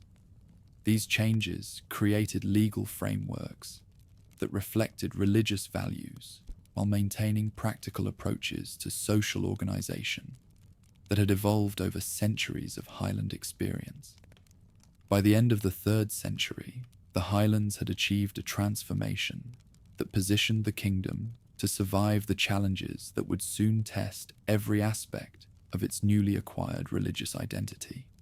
The change had provided spiritual foundations for resistance to Persian pressure, while creating opportunities for cooperation with Roman believers. Most importantly, the new faith had given Highlanders institutional and intellectual frameworks that could preserve their identity even if their political independence were temporarily lost. Yet challenges lay ahead that would test every aspect of highland religious life. Persian pressure would intensify as Eastern rulers recognized the threat that the transformed kingdom posed to their rule throughout the region. Internal theological disputes would emerge that would require sophisticated responses from highland religious leaders. Most significantly, the question of how to maintain highland religious identity while accommodating the political realities of foreign domination would soon demand answers that would influence highland civilization for millennia to come. The transformation was complete, but the real work had only begun. When Tigranes III proclaimed his kingdom's devotion to Christ, he created something unprecedented in the ancient world. A state where faith would shape law, where theology would guide policy, and where spiritual commitment would define resistance against imperial pressure. Yet this bold experiment faced immediate challenges that would test whether conviction could sustain sovereignty against overwhelming military forces. Gregory the Illuminator's first task as Catholicos required nothing less than rebuilding Armenian civilization from its spiritual foundations upward. The infrastructure of paganism, temples, priesthoods, ritual calendars, legal precedents, had to be systematically replaced with frameworks that could serve both sacred and secular functions. This transformation demanded administrative skills as much as theological vision, for the new faith needed practical structures that could govern daily life while maintaining spiritual authenticity. Sacred architecture became the most visible symbol of this revolution. Throughout the kingdom, ancient fire temples were either demolished or converted into houses of worship that proclaimed the new allegiance. The cathedral built at Echmiadzin established architectural principles that would influence building for centuries. Cruciform layouts that combined liturgical functionality with defensive capabilities, thick stone walls that could withstand both weather and warfare, and tower complexes that served as both bell towers and watchtowers. Yet the most crucial foundation for the kingdom's future lay not in stone, but in letters. Mesrop Mashtots, a monk and scholar working under royal patronage, understood that lasting autonomy required intellectual as well as spiritual freedom. Around 405, after years of study that took him from Constantinople to Alexandria, he achieved what many thought impossible: the creation of a unique alphabet perfectly adapted to the sounds and structures of the Armenian language. Mashtot's 36 characters represented far more than a technical achievement. For the first time in their history, Armenians possessed a writing system that belonged entirely to them, free from dependence on foreign alphabets that carried foreign assumptions. The new letters enabled precise recording of local pronunciation while providing tools for rendering sacred texts without losing theological nuance. Most importantly, they created the foundation for independent intellectual life that could preserve Armenian distinctiveness regardless of circumstances. Rendering the Bible into Armenian became the new alphabet's first and greatest achievement. Working with teams of scholars who possessed expertise in Greek, Syriac, and Latin texts, Mashtots produced a version that combined theological accuracy with literary beauty. The Armenian Bible became more than scripture. It emerged as the foundation document of a national literature that would preserve memory through centuries of foreign domination. This project required innovations that went beyond simple linguistic conversion.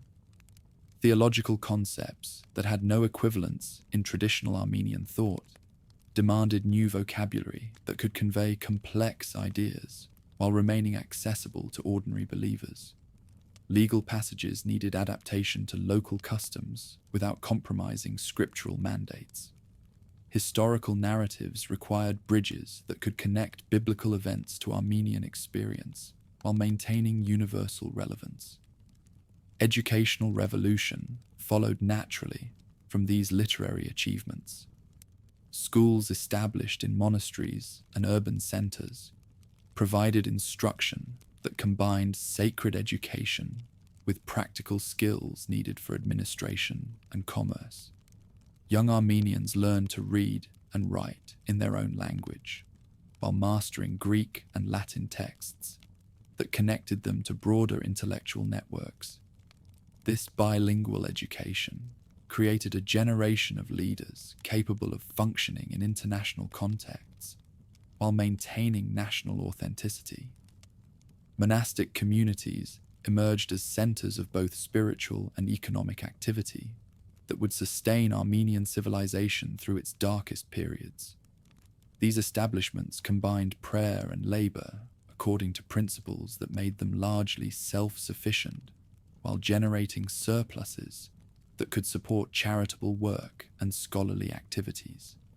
Monasteries became repositories of manuscripts, centers of agricultural innovation, and networks of communication that transcended borders. Legal transformation proved equally comprehensive and challenging. Traditional Armenian law codes, based on clan relationships and customary practices, required modification to reflect principles derived from scripture and theological reflection. Marriage customs, inheritance rules, commercial regulations, and criminal penalties all needed revision that could maintain social stability while implementing sacred requirements. The synthesis that emerged preserved essential elements of Armenian legal tradition while incorporating biblical and canonical principles. Family law emphasized community obligations while protecting individual rights. Commercial regulations encouraged honest dealing while providing frameworks for resolving disputes. Criminal codes maintained proportional justice while offering opportunities for redemption and reconciliation. Sassanid response to these developments revealed how completely sacred and secular power had become intertwined in Persian ideology. Yazdegerd I's initial tolerance gave way to systematic persecution under his successor, Bahram V, who recognized that Armenian autonomy posed theological as well as military threats to Persian rule. The persecution that followed would test every aspect of the foundations that had been constructed during the kingdom's first century of faith. Sahak the Great's leadership during this crisis demonstrated how clerical oversight could provide stability when secular structures faced overwhelming pressure. As both Catholicos and member of the royal family, Sahak embodied the fusion of sacred and temporal leadership that enabled Armenian resistance to foreign domination. His educational reforms, literary patronage, and diplomatic activities created frameworks that could preserve Armenian distinctiveness even when sovereignty was temporarily lost. The golden age of Armenian literature that flourished under Sahak's patronage established intellectual traditions that would influence regional development for millennia. Historical works like those of Agathangelos and Faustus provided authoritative accounts of recent transformation while placing Armenian experience within universal frameworks. Theological treatises explored doctrinal questions while developing distinctively Armenian approaches to spiritual practice. Liturgical compositions created worship traditions that combined universal elements with local expressions. The movement to render foreign texts into Armenian brought the intellectual heritage of the ancient world into national culture through carefully selected works that could enhance understanding while preserving authenticity. Greek theological texts, Syrian spiritual writings, and selected classical works were rendered into Armenian by scholars who possessed both linguistic expertise and theological sophistication. Yet even as achievements reached unprecedented heights, pressures were building that would soon overwhelm the kingdom's capacity for independent resistance. The Roman-Persian partition agreement of 387 divided Armenian territories between competing empires according to strategic considerations that ignored ethnic and sacred unity.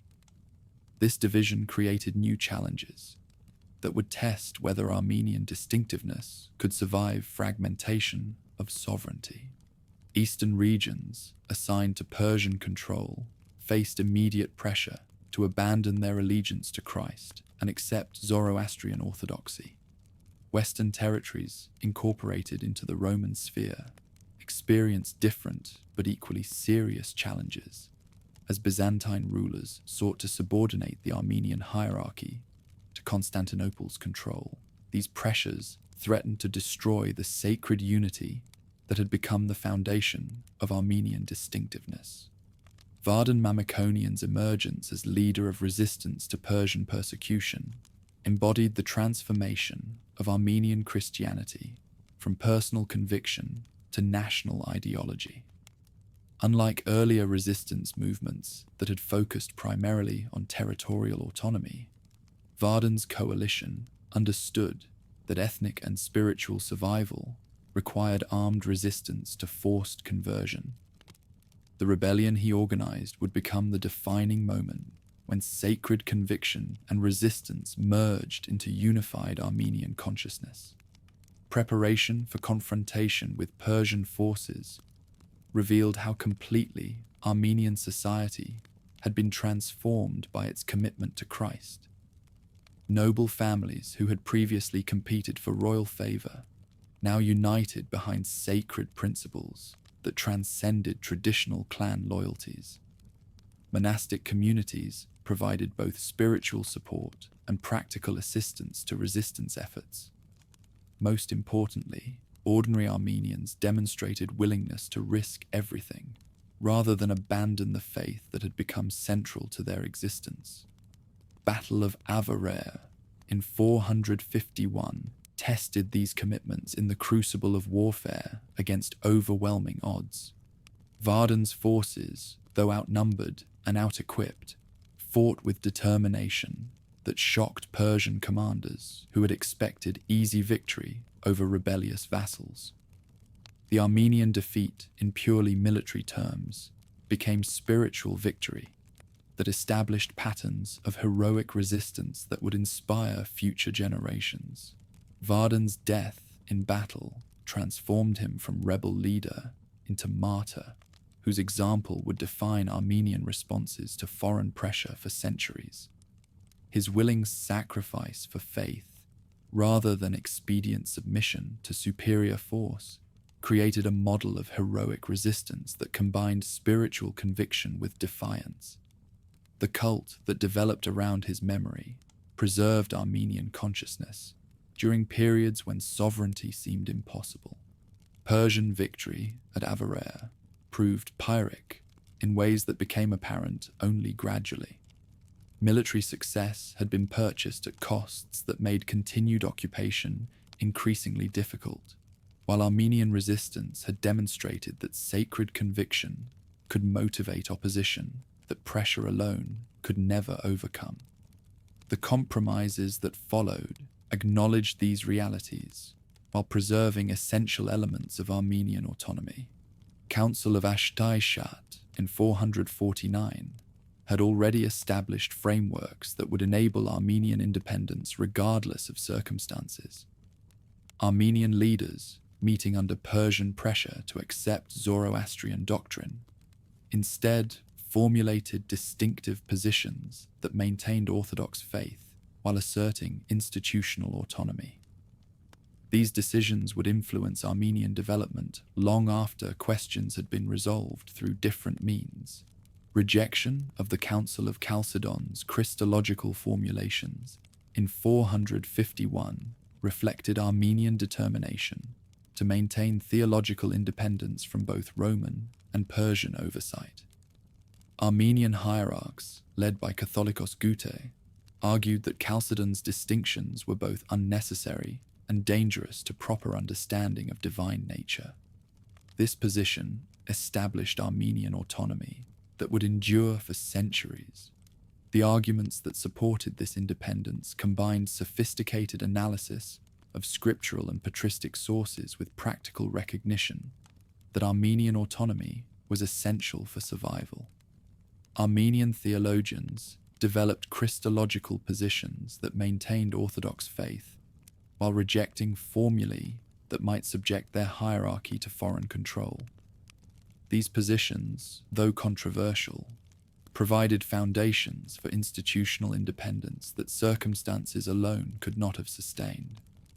Final collapse of Armenian sovereignty in 428 marked the end of the ancient period, but not the end of Armenian civilization. When the last Arsacid king was deposed, and Armenian territories were formally incorporated into Persian administrative structures, the institutional and intellectual foundations established during the century and a quarter of independence proved strong enough to preserve essential elements of Armenian distinctiveness. Persian administrative integration proceeded according to principles that acknowledged the impossibility of destroying Armenian autonomy through means alone. Armenian nobles retained local oversight while accepting Persian supervision.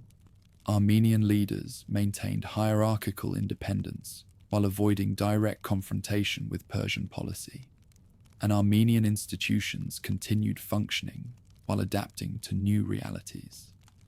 Economic prosperity that characterized the final decades of independence provided material foundations that would sustain Armenian civilization through centuries of foreign rule. Agricultural productivity, enhanced through innovations and careful land management, generated surpluses that could support activities even when resources were diverted to Persian purposes. Commercial networks, developed through connections and traditional trade relationships, provided access to external resources while maintaining Armenian economic independence. Achievements that defined this final period established intellectual traditions that would influence Armenian civilization for millennia. The historical works, theological treatises, liturgical compositions, and legal codes produced during the Golden Age created literary heritage that preserved Armenian consciousness regardless of circumstances. Most importantly, the educational establishments and monastic communities that had nurtured these achievements provided frameworks for transmitting knowledge to future generations. As Persian administrators took control of Armenian territories, and the last echoes of sovereignty faded into memory, the experiment in fusion of faith and nationhood had achieved something unprecedented in the ancient world. Armenian Christianity had become more than belief. It had evolved into comprehensive consciousness that could survive the loss of independence while preserving essential characteristics that distinguished Armenian civilization from all others. The ancient period of Armenian history had ended, but the foundations established during its final century would prove more durable than any institution. The alphabet that had given Armenians intellectual freedom, the literature that had preserved their memory, the establishments that had sustained their spiritual life, and the legal traditions that had governed their social relationships would all survive to shape Armenian responses to whatever challenges the future might bring. In monasteries scattered throughout the mountains, scribes continued copying manuscripts that preserved the intellectual heritage of ancient Armenian civilization. In village schools, teachers continued instructing children in the letters and literature that maintained continuity. In cathedral centers, clergy continued celebrating liturgies that proclaimed Armenian consciousness. The kingdom had fallen, but the intellectual and spiritual foundations of Armenian civilization endured, ready to support whatever new forms of freedom future generations might achieve.